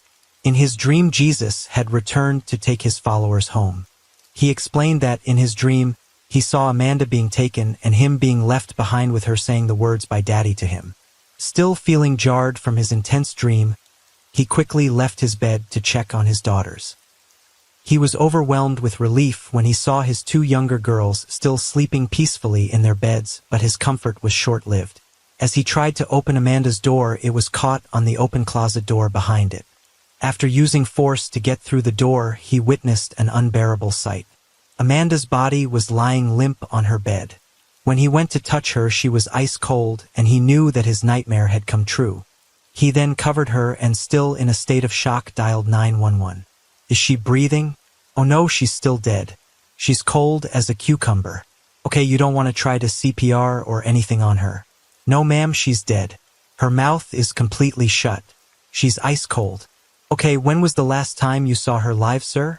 About 2 o'clock this morning. About 2 o'clock this morning? 1 o'clock this morning. Has she been sick or anything? No ma'am. The thing was just wrapped around her neck. Was it her bed clothing or her sheet? It was her blanket.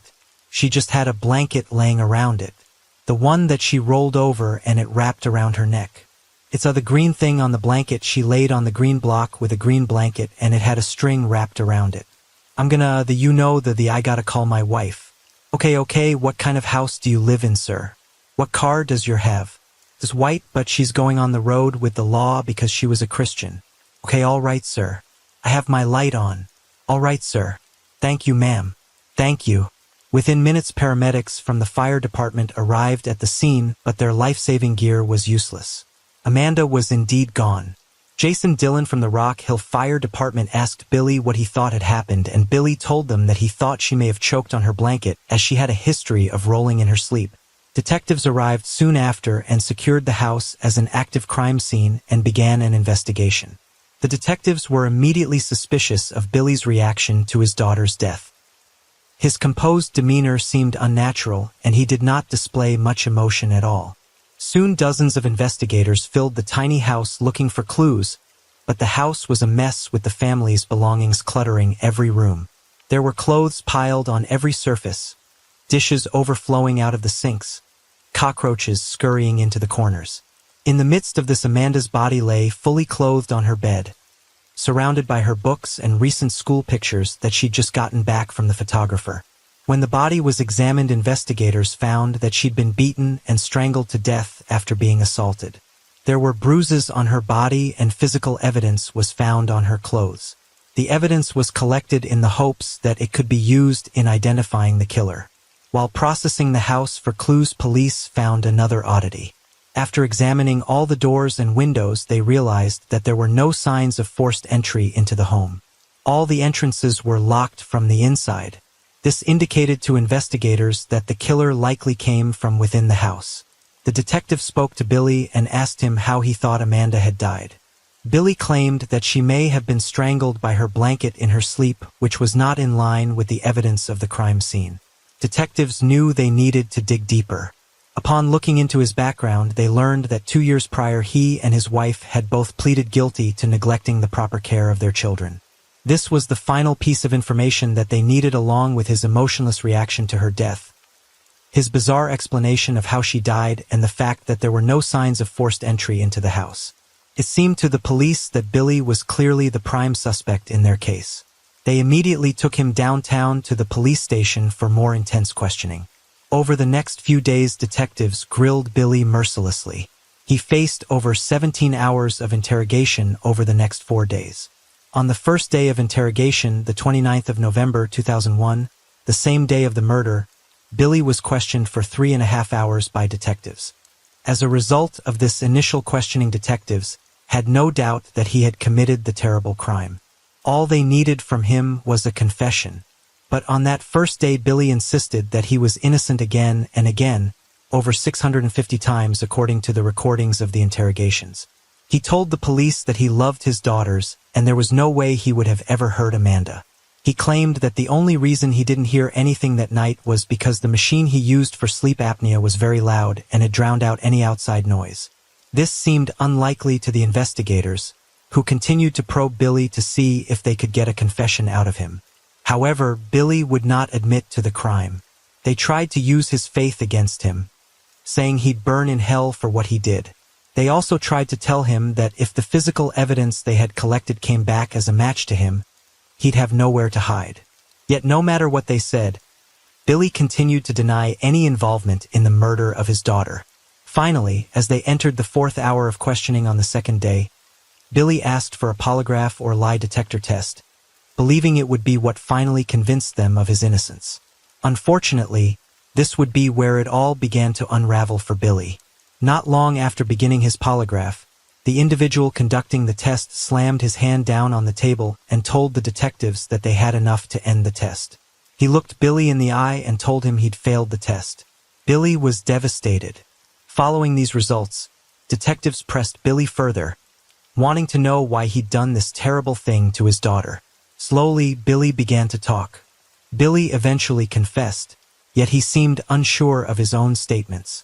The first confession ended with him signing a written statement of what he'd done, admitting to killing his own daughter. But that would not be all. By the end of the fourth day of the interrogation, Billy had given a total of 4 different confessions to the police, and none of them matched each other or aligned with the evidence at the crime scene. In one, Amanda was beaten with a broom, but this was not mentioned in any of his other confessions. Some confessions included a dream, yet in other statements the dream was excluded, or a very different version of the dream was told. None of the details from each individual confession lined up with one another. Regardless of this, detectives accepted them as the truth, even though they believed Billy to be severely mentally disturbed.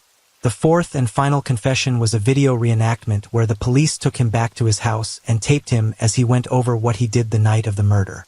Eventually, due to his many confessions, Billy was charged as the sole perpetrator in the murder of his daughter. However, after these long interrogations, Billy retracted all of his confessions and again protested his innocence in court. Nonetheless, the damage was done, and Billy was sent to prison with no bond or any form of bail. It seemed like the case was done and dusted. A year had since passed since the murder. Billy had confessed to the crime, and many people, even those who knew him, were now convinced that he was indeed guilty. But Billy himself was now once again professing his innocence. Phil Beatty, a private attorney from Rock Hill, was now charged to fight this case in court for him. Phil admits that the first time he met Billy, he thought he was guilty. His strategy for the case was to try and get Billy the best plea deal possible and just put the case to rest. However, after speaking to Billy about the process of his interrogation in the initial days after the murder, Beatty was disturbed by what he'd heard. When his court-assigned public defender, B.J. Barraclough, had arrived at the police station, the police did not allow him into the interrogation room to see Billy, a clear violation of his rights. They produced a note that Billy had allegedly signed, which stated that he did not want to see his attorney at that time. When Barraclough argued that they could have coerced him into signing this note, they simply refused to let him ask his client himself. It was only after this fourth confession that his defense attorney, B.J. Barraclough, was allowed to see him. When he asked Billy why he'd signed the confession, Billy replied that the police had told him he'd get the death penalty if he didn't sign it. Beatty was shocked at the clear violation of Billy's rights. However, since the confessions had been written and signed, he was unsure if this information would aid in his case. In an unexpected turn of events in late 2002, Beatty got a call from the prosecutor's office asking for a meeting. Believing this was in regards to a deal for his client, he agreed to meet with them, but he could never have expected what they were about to tell him.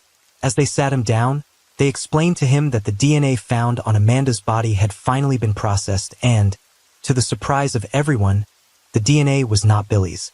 Beatty was shocked but also happy to hear this news because it now meant that his client was innocent and he had a real chance to win this case. But what they would tell him next would shock him even more.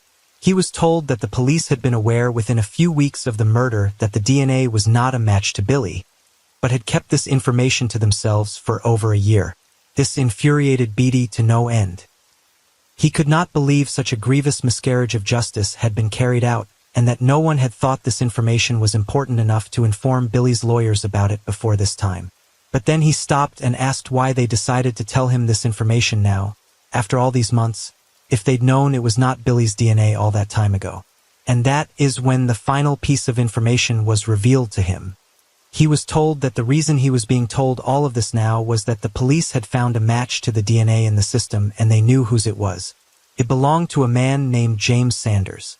There's not much information known about James Sanders' past, where he came from, or what he was doing prior to 2001. All that's known is he was a career criminal who had committed a variety of crimes prior to this horrific one. He'd been released from prison and moved into the same neighborhood as the Copes only about 2 weeks prior to him killing Amanda. He lived in a house only 2 blocks away from where Billy and his family lived. There's no evidence present that the two men knew each other, and they certainly would have made an unusual pair. Billy Cope was, in the words of his lawyer, a socially isolated 385-pound white man. He was also a devout Christian and aspiring preacher. James Sanders, on the other hand, was an African-American career criminal and drug addict who'd recently gotten out of prison. In the 6 weeks following Amanda's murder in November 2001, Sanders committed or attempted to commit 4 more sexual assaults in the neighborhood. Now that his attorneys knew there was another man whose DNA had been found at the scene of the crime, they realized that Billy was factually innocent. They then questioned him seriously as to why he'd provided false confessions to the police when he was interrogated right after the murder occurred. Billy told his lawyers that when he was questioned by the police in the hours following the murder, he had been sure of his innocence, but he'd also been in a state of shock having just lost his daughter in such a traumatic manner. Due to this, he may have appeared emotionless to them. He also told them that he provided false confessions in an effort to confuse the police. He believed that his confessions would not carry any weight unless police were able to prove them, and he didn't believe the evidence would point to any of his confessions being legitimate. However, in this matter, he was wrong, as the police were willing to accept his confessions, even though none of them matched each other, or indeed the evidence found at the scene. Despite Sanders being identified as being present the night that Amanda was killed, Billy was still charged with a crime. The case went to trial in 2004, and the trial was centered around both sides trying to prove what actually had taken place the night of the murder. While Billy's lawyers argued that Billy was not involved in his daughter's death in any manner, the prosecutors found a simple explanation for both Billy's confessions and the new DNA evidence that had been found. They said that the only logical explanation was that both men were in on it and had carried out the crime together. The prosecutors alleged that this is why there were no signs of forced entry into the house, as Billy had let Sanders in and then locked up again once he left. Cope's attorneys said prosecutors were just trying to present the evidence in this manner so they could cover up their inappropriate interrogation tactics. They argued that Cope had mental issues and was so devastated by his daughter's death that detectives were able to manipulate him into confessing to a crime he did not commit. The defense was also not allowed to present crucial evidence to the jury due to Judge John C. Hayes III not allowing it on the grounds of it leading the jury to a logical fallacy. The evidence that was excluded was the fact that in the forced sexual assaults that Sanders had committed or attempted in the weeks following Amanda's murder, there was never any sign of forced entry. It certainly appears that Sanders was a master at breaking and entering, and left no evidence for even the most seasoned of detectives to find. Another key piece of evidence the defense lawyers were not allowed to present to the jury was the testimony from a jailhouse informant who claimed he had overheard Sanders say he had raped and killed a little girl in Rock Hill. These sorts of testimonies are often allowed by courts when they help prosecutors, but in this case, when it could have helped the defendant, it was not allowed. While it may seem clear to you that Billy was not involved in his daughter's death at all, this is not how the jury ended up seeing it. Both Sanders and Billy were convicted and were charged with conspiracy, which means they collaborated with each other to commit the crime. They were each given life sentences without the chance of parole in 2004. In April 2009, the verdict was appealed, and a 3-judge panel from the South Carolina Court of Appeals reversed the conspiracy conviction, ruling that there was no evidence that Cope and Sanders knew each other. However, the South Carolina Attorney General appealed this decision soon after, and the decision was overturned. In 2013, the state Supreme Court upheld Cope's conviction, and the U.S. Supreme Court refused to hear his case. Despite all the evidence seemingly pointing towards Billy's innocence, he remained behind bars. On February 9, 2017, at the age of 53, Billy Cope died of natural causes in state custody. He never got to see the outside of a jail cell after being charged with the murder of his own daughter. It's up to you to determine whether he was truly guilty or not. So, that's the story, folks. The tragic tale of the murder of Amanda Cope and the nightmare ordeal that followed for her father Billy. What do you think of the case? Do you think Billy was innocent or guilty? More importantly, was justice served for Amanda Cope?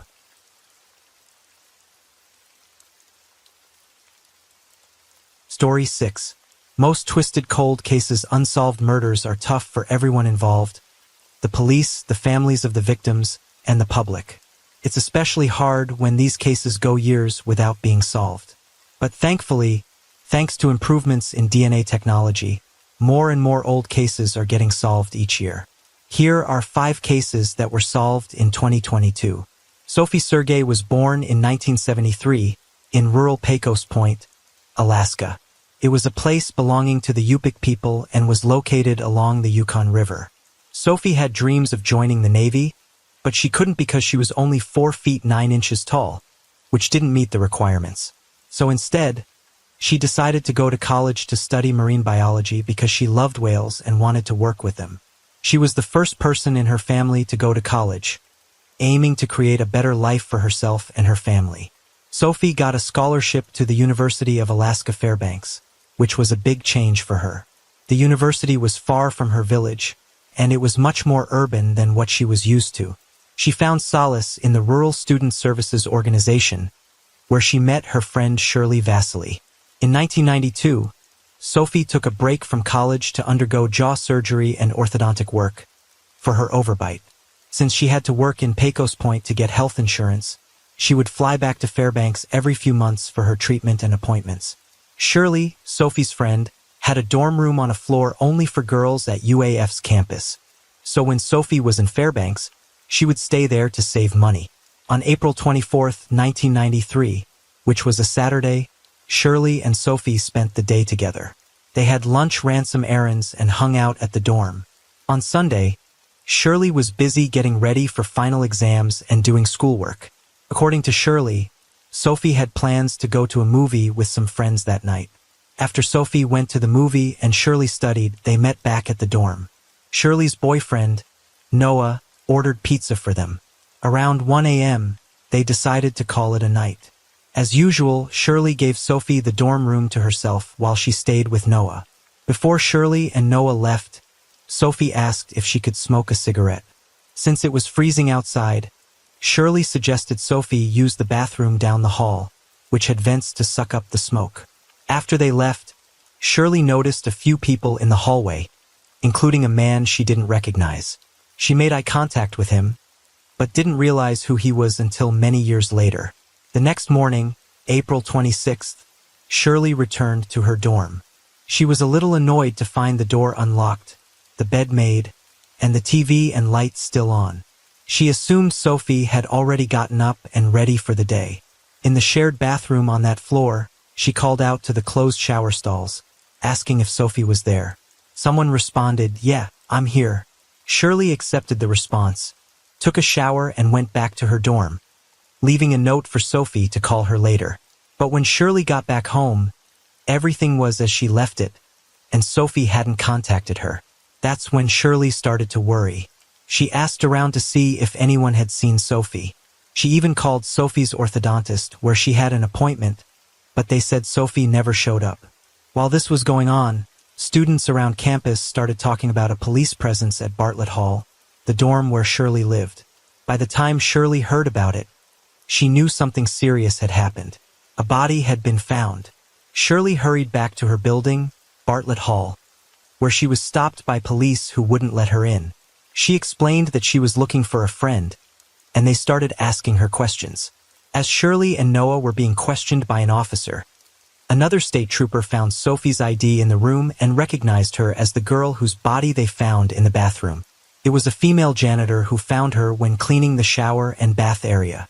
Sophie had been badly hurt, and the way her clothes were positioned suggested that the crime was sexually motivated. Investigators started by interviewing everyone on the floor. Since Sophie was attacked in the early hours of the morning, most students reported being in bed and didn't see or hear anything unusual. It was surprising that no one saw the man leaving the bathroom on a floor designated for females, which would usually draw attention. However, it wasn't uncommon for men to be seen in the bathrooms on all-female floors. Sometimes, men attending parties on these floors used the bathrooms to avoid going to the male-only floors. UAF had recently faced budget cuts, leading to reduced security measures in dorms, and there were no strict regulations on who could be on each floor at any given time. Despite investigators' efforts, years went by without finding Sophie's killer. However, in December 2018, 25 years after the murder, investigators received a call from a genetic genealogist. They had managed to create a DNA profile from evidence collected at the crime scene. Using this profile, they traced a family tree until they found a match: Stephen Harris Downs. This discovery led investigators all the way to Maine, where 44-year-old Downs was arrested and charged with Sophie's murder. When interviewed by Maine State Police and Alaska State Troopers, Downs claimed that in 1992, He was enrolled at UAF and lived in Bartlett Hall. He and his roommates had been questioned when Sophie's body was found, and at that time, he said he didn't have any useful information. In 2019, he reiterated this, mentioning he remembered a girl being murdered in his dorm building but didn't know much more. Downs insisted he was on the 4th floor with his girlfriend that night and denied ever being on the 2nd floor. He suggested that the killer might have been a soldier from nearby Fort Wainwright, as soldiers were known to party in Bartlett Hall. Investigators needed direct evidence to connect Downs to the case since he wasn't going to confess. Since he had no previous charges or convictions that required him to provide DNA, police obtained a search warrant for a cheek swab, which matched the DNA from the crime scene. In February 2019, Downs was charged with first-degree murder and first-degree sexual assault of Sophie Sergei. After deliberating for 20 hours in February 2022, a jury found him guilty of Sophie's murder. He will be sentenced on September 26th and 27th. Investigators believe Downs didn't know Sophie before the murder. Lucila Holtgren, a 79-year-old resident of Galt, California, lived with her husband Frank for 25 years. They were known for their kindness and hospitality, often welcoming neighborhood kids into their home with cookies and lemonade during the summer. Unfortunately, a few months before Lucila's murder, Frank passed away due to Alzheimer's disease. Despite this loss, Lucila remained active in her church and community. When Lucila didn't show up to church on May 22, 1988, her friends became concerned and decided to check on her. They found her home's sliding glass door partially open and made a horrifying discovery: Lucila's lifeless body in her bedroom. She had been stabbed, strangled, and sexually assaulted. Shockingly, there were no signs of forced entry. An autopsy revealed Lucila had been dead for 2 to 5 days before being found. Multiple agencies, including the Sacramento County Sheriff's Office and the California Department of Justice, collected evidence from the scene. However, the amount of DNA they collected was too small to be useful, and the case went cold. It wasn't until January 2022 that the Sacramento County Crime Lab re-examined the DNA evidence and found a match. DNA scrapings from under Lucila's fingernails and bodily fluids on her bedding matched Terry Leroy Bramble. Bramble, 32 years old at the time of the murder, was not previously a suspect and died in 2011 from natural causes. Police are now investigating whether Bramble may be linked to other unsolved cases. Despite this breakthrough, police still don't know Bramble's motive for killing Lucille or if they ever crossed paths. Lucila's son, now the same age his mother was when she died, finds closer in finally knowing his mother's killer after 34 years. Lee Peterson, also known as Tori, was born on September 29, 1949, in North Dakota. She was the oldest of 4 siblings and grew up in the Midwestern United States. Lee had a passion for art and horses, and as an adult, she fulfilled her dream of owning a horse. She earned a bachelor's degree in dietary services from the University of Wisconsin and later obtained a master's degree in food and nutrition. On November 14, 1970, she married Anthony Rotatori, and they had a son named Michael.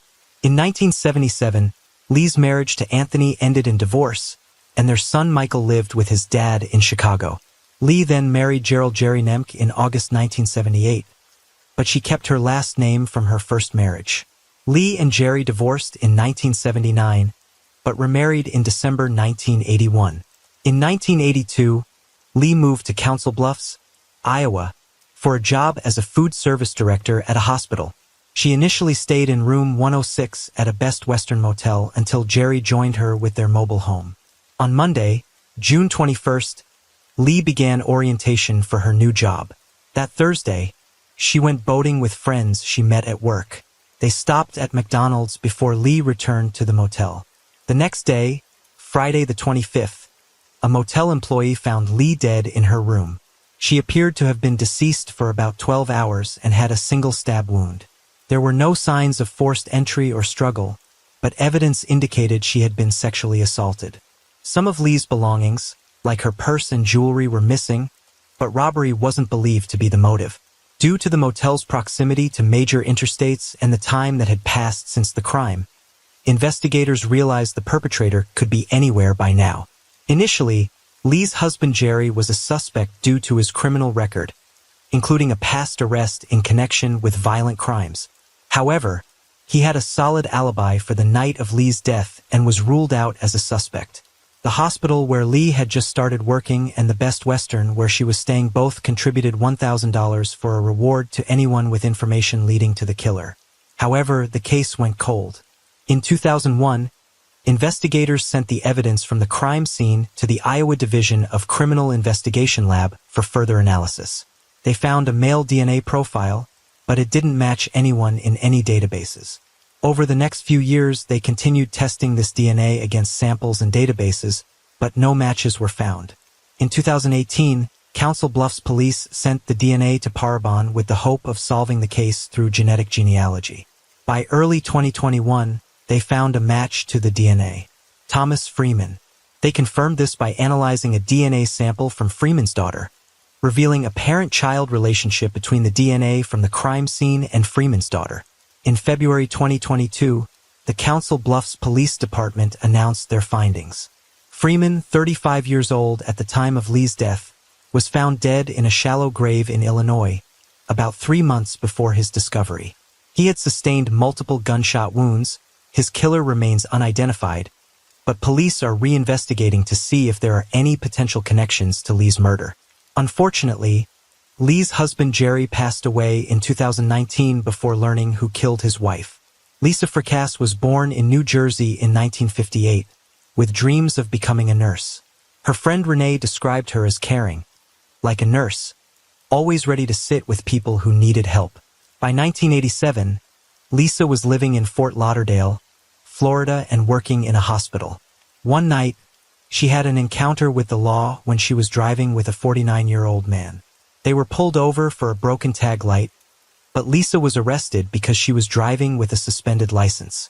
During the arrest, police found cocaine residue in the vehicle and conducted a search, discovering 1.5 kilos of cocaine and 28 grams of marijuana. As a result, Lisa faced multiple charges, including possession and trafficking of cocaine. By 1990, it seemed Lisa had moved past this incident. She relocated to Hawaii and began working as an exotic dancer to save money for nursing school. In early October 1994, Lisa had recently ended a 7-month relationship with her boyfriend, who was a police officer with the Honolulu Police Department. Despite the breakup, she remained on friendly terms with him. By the end of the month, Lisa started seeing someone new. However, concern arose when Lisa didn't show up for work on Wednesday, October 27th, and continued to be absent on Thursday and Friday, worrying her coworkers. In an interview with police, Lisa's boss mentioned that, on Friday, she called him to say she was quitting and planned to work for another club. However, the next day, Saturday the 30th, she called him back and asked if she could come in to work. Lisa worked until 2 a.m. that night, which was the last time she was seen alive. She was scheduled to work on Tuesday, but never showed up. Her boss tried calling her to check in, but she didn't answer. He called again on Wednesday and Thursday, when she still didn't show up for work, but received no response.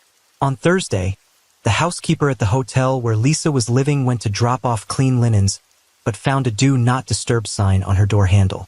Hotel staff noticed this sign had been there for several days since the previous Saturday. The housekeeper knocked on the door but got no response. Concerned due to the prolonged Do Not Disturb sign, she entered the room and found Lisa's bruised body. The medical examiner determined she had likely been deceased for 4 days and died from strangulation. Investigators began their search for her killer. Lisa's ex-boyfriend underwent a polygraph test, which he passed. Police collected evidence from the scene, and fortunately, just a year before, in 1993, Honolulu police began using a more effective method of storing DNA. However, the case eventually went cold. The next development came in the year 2000, when John Eric Armstrong, a sailor in the Navy, was suspected of Lisa's murder. Cecil Trent, who was 29 years old at the time of Lisa's death, emerged as a suspect. He had been linked to the deaths of some sex workers in the 90s while stationed around the country. However, he was ultimately ruled out as a suspect. In 2016, the Honolulu Police Department established a cold case unit called the Aioli Pagna Project, meaning never forgotten. In March 2020, HPD re-examined the fingerprints and DNA from the crime scene. They sent the DNA to Parabon Nanolabs to create a facial composite of the perpetrator, based on his DNA. Genetic genealogist C.C. Moore looked into the case, leading to a DNA match. Cecil Trent was identified as a suspect. Trent passed away from congestive heart failure in 2013, at the age of 48, still living in Honolulu and leaving behind 3 children. After his death, his fingerprints were taken, and they matched those found at the crime scene. With confirmation through fingerprint and DNA matching, the case was considered solved in April 2022. In April 2005, 27-year-old Emma Caldwell worked as a sex worker in Glasgow's red light district. She had been battling drug addiction since her older sister passed away from cancer. As a child, she had a love for horses and was known for her kindness and consideration. Her family affectionately called her MJ, short for Emma Jane. Emma was last seen alive in the early hours of April 5th, and her loved ones reported her missing 5 days later. On May 8th, her body was discovered in the woods, 40 miles away from where she was last seen. She was found unclothed and had been strangled. Anna Wallace runs a support group in Glasgow called Salt and Light, which provides assistance to people, including sex workers, who are facing various challenges. Just days before her death, Emma had confided in Anna about a troublesome customer who had been making her feel unsafe. Other sex workers who knew Emma reported that a man named Ian Packer was fixated on her. Ian was a regular client of Emma's and drew police attention early on due to his history of domestic violence and aggression towards women. At least 4 other sex workers told the police that Ian had taken them to the same remote forest where Emma's body was discovered. Ian was interviewed 6 times between 2005 and 2007, vehemently denying any involvement in Emma's death. He claimed he never harmed Emma or any other woman. However, due to insufficient evidence, he was ultimately ruled out as a suspect. 2 years after Emma's death, police arrested and charged 4 Turkish men as part of a large undercover operation. On the day Emma disappeared, she received a 76-second phone call, traced to a Turkish man named Abu Bukir Anku, living in Glasgow. Anku had left Scotland for Turkey around the time of Emma's disappearance, which raised suspicions. Upon his return, Anku voluntarily cooperated with police interviews and provided DNA samples. However, police continued to monitor him, considering him a person of interest. An ex-girlfriend described him as controlling, and further investigations revealed allegations of sexual assault involving Turkish men in the area. This led police to focus their attention on the Turkish community in their search for answers. Detectives discovered that the last signal from Emma's phone came from the vicinity of the cafe, where Turkish men were suspected to be involved. Police searched the cafe and monitored it for months. A significant breakthrough came when investigators found a spot of blood on a quilt in the cafe, positively identified as Emma's. Despite this, it wasn't enough evidence to charge anyone for her death, and the trail went cold. However, investigators persisted. In 2015, Police Scotland's major investigative team received instructions to dedicate more resources to reinvestigating the case.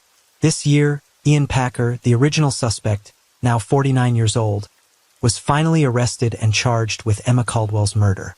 He faces a total of 38 charges, including some for sexual assault and abductions in unrelated cases. The judge denied bail, and Packer did not enter a plea, expected to appear in court in the coming months.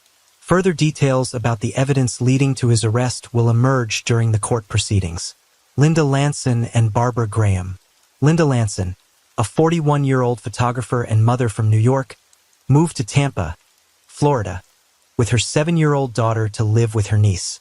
On the evening of July 10, 1983, she left her apartment for unknown reasons and never came back. Her body was discovered the next day by a jogger. She was found partially clothed in some bushes with a gunshot wound to her head. Her car was found abandoned on a street about 10 miles away, and her purse was found on the side of a road in Clearwater, Florida, about 20 miles from Tampa. A month later, in August 1983, 19-year-old Barbara Graham disappeared while walking home from her job at the mall. Her body was found on the 19th, behind a dentist's office in the Tampa Heights area. The police suspected a man named Robert Dubois, who was 18 years old at the time and lived in the neighborhood. They got his name from someone in the area who mentioned he caused problems. Robert was questioned by the police, and he agreed to have them take a mold of his teeth to compare to a bite mark found on Barbara's cheek. A forensic odontologist named Dr. Richard Souverain determined that the bite marks matched. Robert was charged and convicted of Barbara's murder. Dr. Souverain had gained fame a decade earlier for his work on the Ted Bundy case, where he testified about bite marks found on Bundy's victims. Initially sentenced to death, Robert's sentence was later reduced to life in prison plus 15 years in 1988. However, Robert maintained his innocence and contacted the Innocence Project for help. DNA taken from Barbara's body did not match Robert's DNA, leading to his exoneration. He had spent 37 years in prison for a crime he didn't commit. It was later revealed that the dental mold used as evidence against him was made from beeswax, which isn't suitable for dental molds. Dr. Richard Souverain, the forensic odontologist, claimed that the suspect should have a missing front tooth or a gap between their teeth, traits that Robert didn't have. To complicate matters, another dentist later examined Barbara's wound and concluded that it wasn't a bite mark at all. Following this, the district attorney conducted further investigation to find out who was truly responsible for Barbara's death. Through DNA testing, they discovered that not one, but two men were responsible for Barbara's murder, as well as for numerous other crimes in the Tampa area during the 1980s. DNA matches identified 58-year-old Amos Robinson and 57-year-old Abram Scott as the culprits behind the deaths of both Barbara Graham and Linda Lanson. Both men were already serving life sentences for unrelated murders. Robinson for the killings of Herminia Castro and Carlos Orellana, and Scott for first-degree murder, kidnapping, robbery, and burglary. Since being in prison, Robinson has murdered 2 other inmates and is now serving 3 life sentences for various crimes. Scott, on the other hand, is serving 1 life sentence for his involvement in a murder, kidnapping, robbery, and burglary. Lindy Sue Beechler, formerly known as Lindy Sue Little, was born on January 31, 1956, to Eleanor Geese and Wayne Little. Her parents split up when she was young, and she lived with her mother, Eleanor, while her father, Wayne, remarried and had another child, Mike Little. Described as a free spirit by her half-brother, Mark, Lindy was known for her strong work ethic. During her high school years, Lindy worked at a flower shop, where she met a man named Philip Beechler, who attended Millersville State College and worked for Hertz Rental Cars. Lindy and Philip got married in 1975 and moved into apartment 104A in the Spring Manor apartment complex in Lancaster, Pennsylvania. One day, while alone at home, she spotted a man peering through the sliding glass door of her apartment. This incident left Lindy feeling nervous, especially when she was home alone, particularly at night. However, Lindy's work schedule meant she finished earlier than her husband, Philip, who worked into the evening, leaving her alone at home for a few hours. On December 5, 1975, Lindy finished work, visited Philip at his job, and then went to the Millersville shopping center to buy groceries. She arrived home around 7:15 p.m., unloaded her groceries, and was expected to be alone for the rest of the night. Knowing this made her uneasy, so her Uncle Mel and Aunt Celeste invited her to join them at a basketball game they were taking their kids to that night. Around 8:45 p.m., Mel and Celeste arrived at Lindy's apartment to pick her up. Celeste noticed the front door was unlocked, which was unusual. Upon entering, she found more unsettling signs. A lamp knocked over in the living room, and no sign of Lindy, despite calling out for her. Upon reaching the kitchen, Celeste discovered Lindy's lifeless body lying on her back. She immediately called 911, and the police arrived shortly after. The police found nothing of value missing from the home, ruling out robbery as a motive. There was also no evidence of a sexual motive, and no signs of forced entry. Evidence suggested Lindy had fiercely fought back against her attacker, with a bloody footprint belonging to a male found in the kitchen.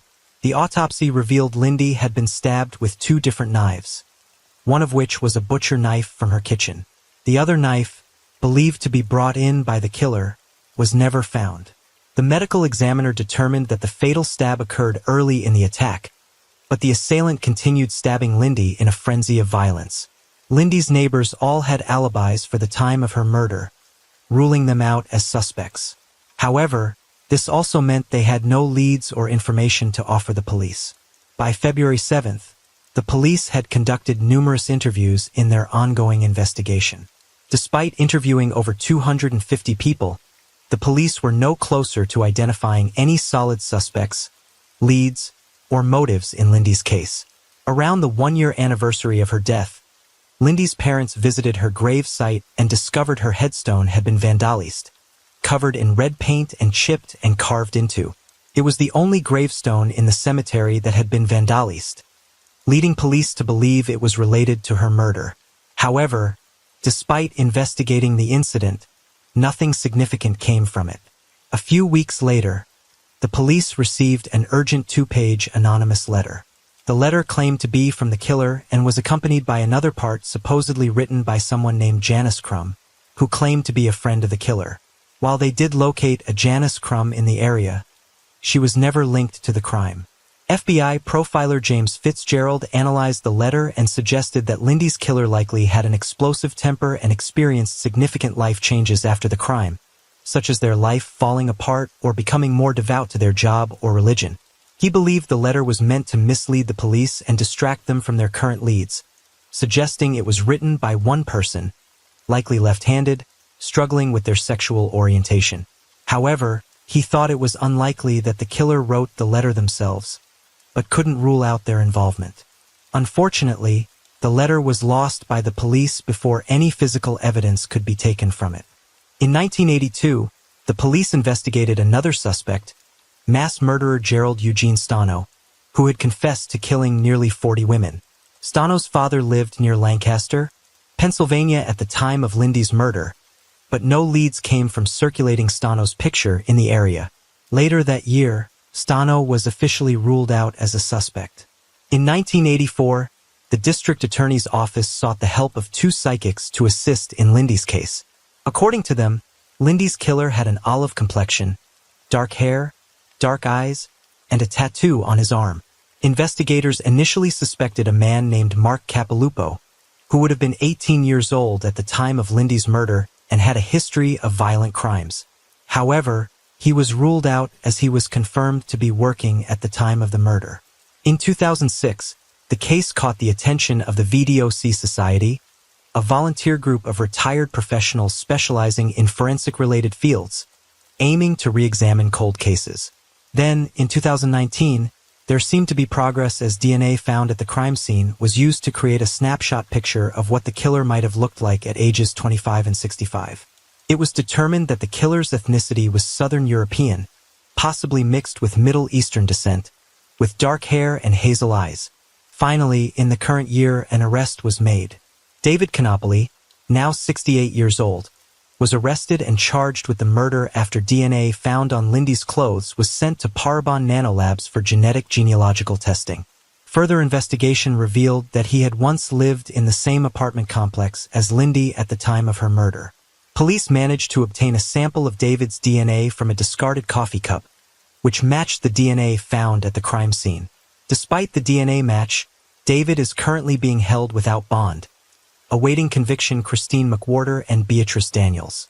In January 2009, 22-year-old Christine McWhorter and her 31-year-old aunt, Beatrice Daniels, were living in the Chestnut Terrace housing complex in Huntingdon County, Pennsylvania, along with Christine's 4-month-old daughter and 4-year-old son.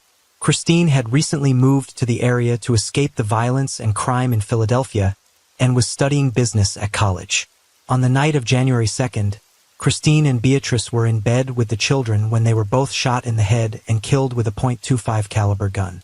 Fortunately, Christine's children were unharmed in the attack. It was Christine's 4-year-old son who bravely left the apartment to alert neighbors and seek help. Investigators collected blood samples from the apartment, discovering DNA belonging to an unidentified male. In 2016, the DNA was sent to Parabon Nanolabs, which created an image of what the killer might look like based on his DNA. According to this profile, the killer was described as a black man with green or hazel eyes and a light to medium skin tone. In 2018, the DNA was used for genetic genealogy, leading to the identification of a man named Mariko Johnson as a potential suspect. Johnson matched the physical description provided by Parabon. Christine knew Mariko through his girlfriend, Cynthia Swan. In 2019, Mariko was interviewed by the police at his home, where he admitted to knowing Christine and Beatrice through Cynthia, but denied any involvement in their murders or even visiting their apartment. Mariko provided a DNA sample which was sent to the state lab in Harrisburg, Pennsylvania, for analysis. Meanwhile, investigators obtained Mariko's time card information from his employer, the New York Department of Corrections. It revealed that he was not at work at the time of the murders.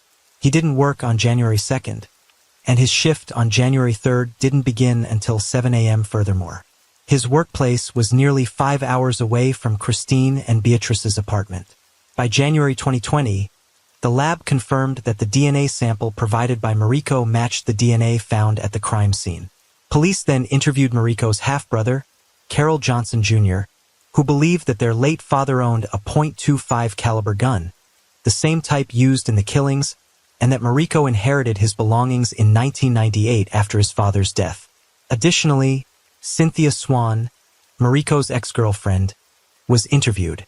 The last incoming text on Christine's phone before her death was from Cynthia, asking Christine to call her, but Christine never responded.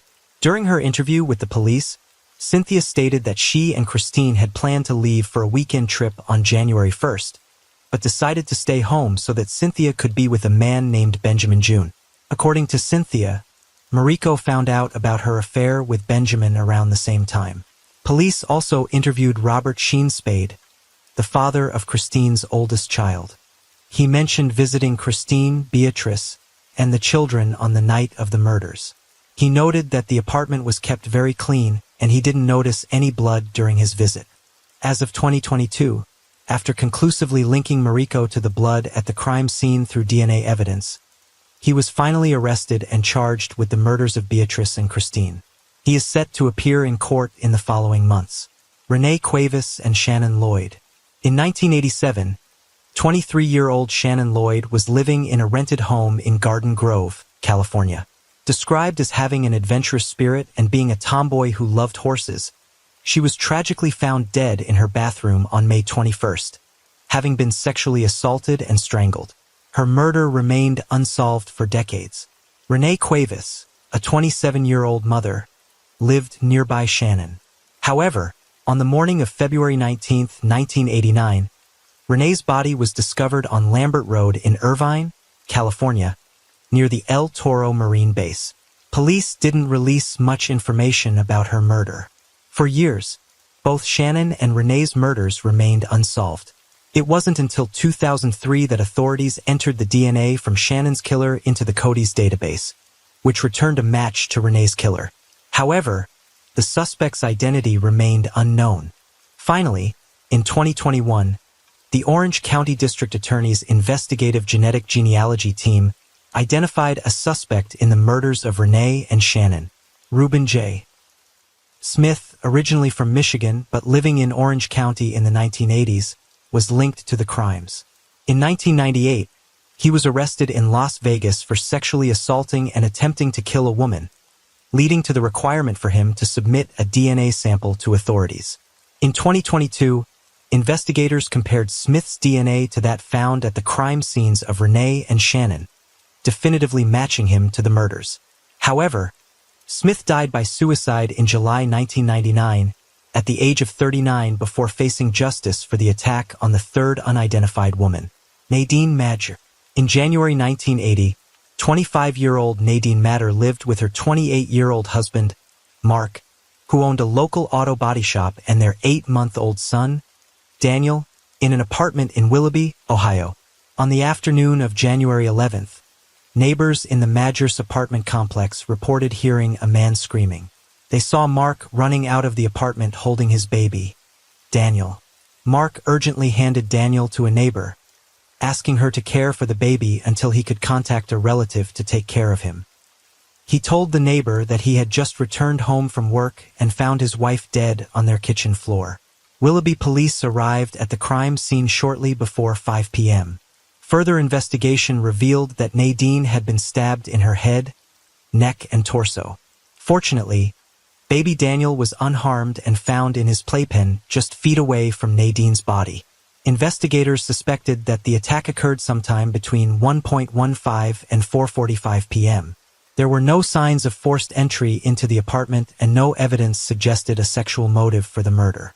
However, it appeared that Nadine had fought against her attacker, as chunks of skin from the assailant were found under her fingernails and collected as evidence. The only item missing from the home was the knife used in the murder, which came from the kitchen, leading police to believe that robbery was not a motive.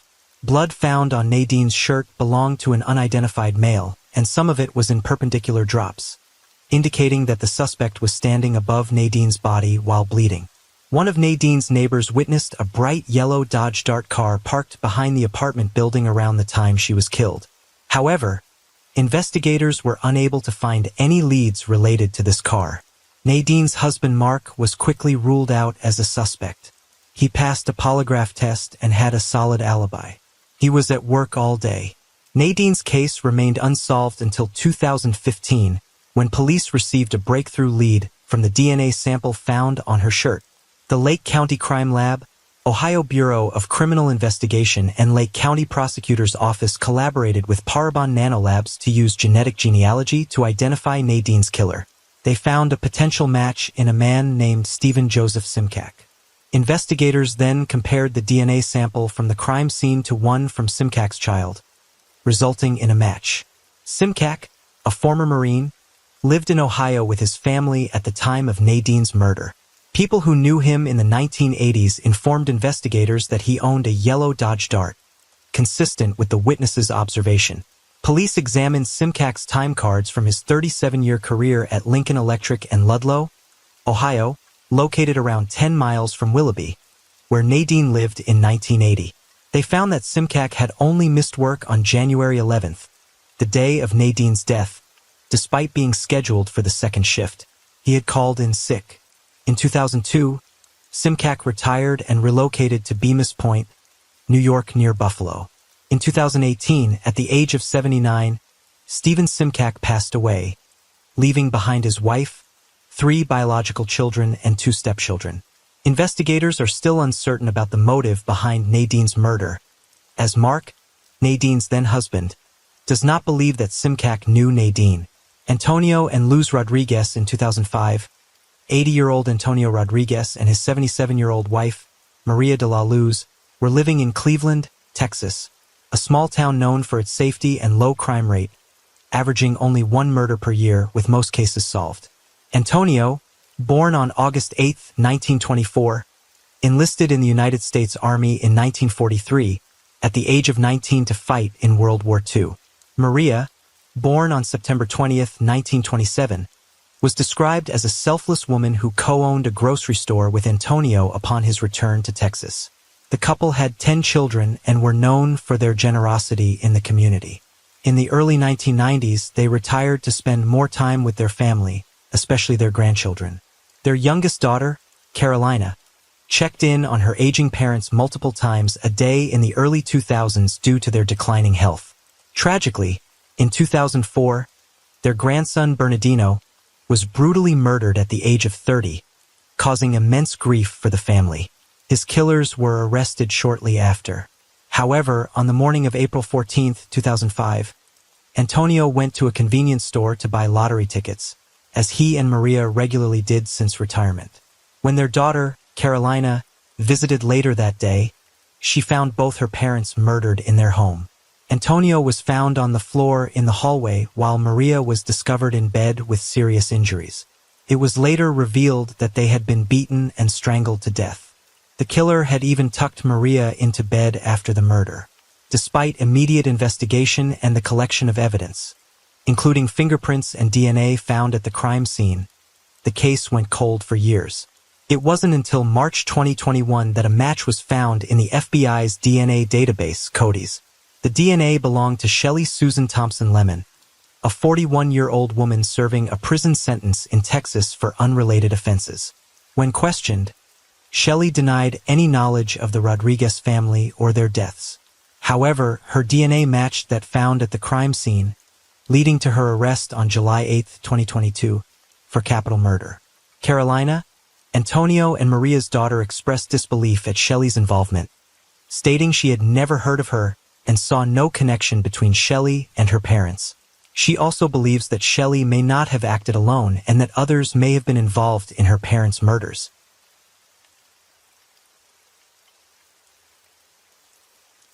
And the night deepens. Thank you for being here with me at Radio Night Crime. True crime stories remind us of life's mysteries and the need to stay aware, even in the stillness of the night. If you enjoyed tonight's story, don't forget to like, share, and subscribe.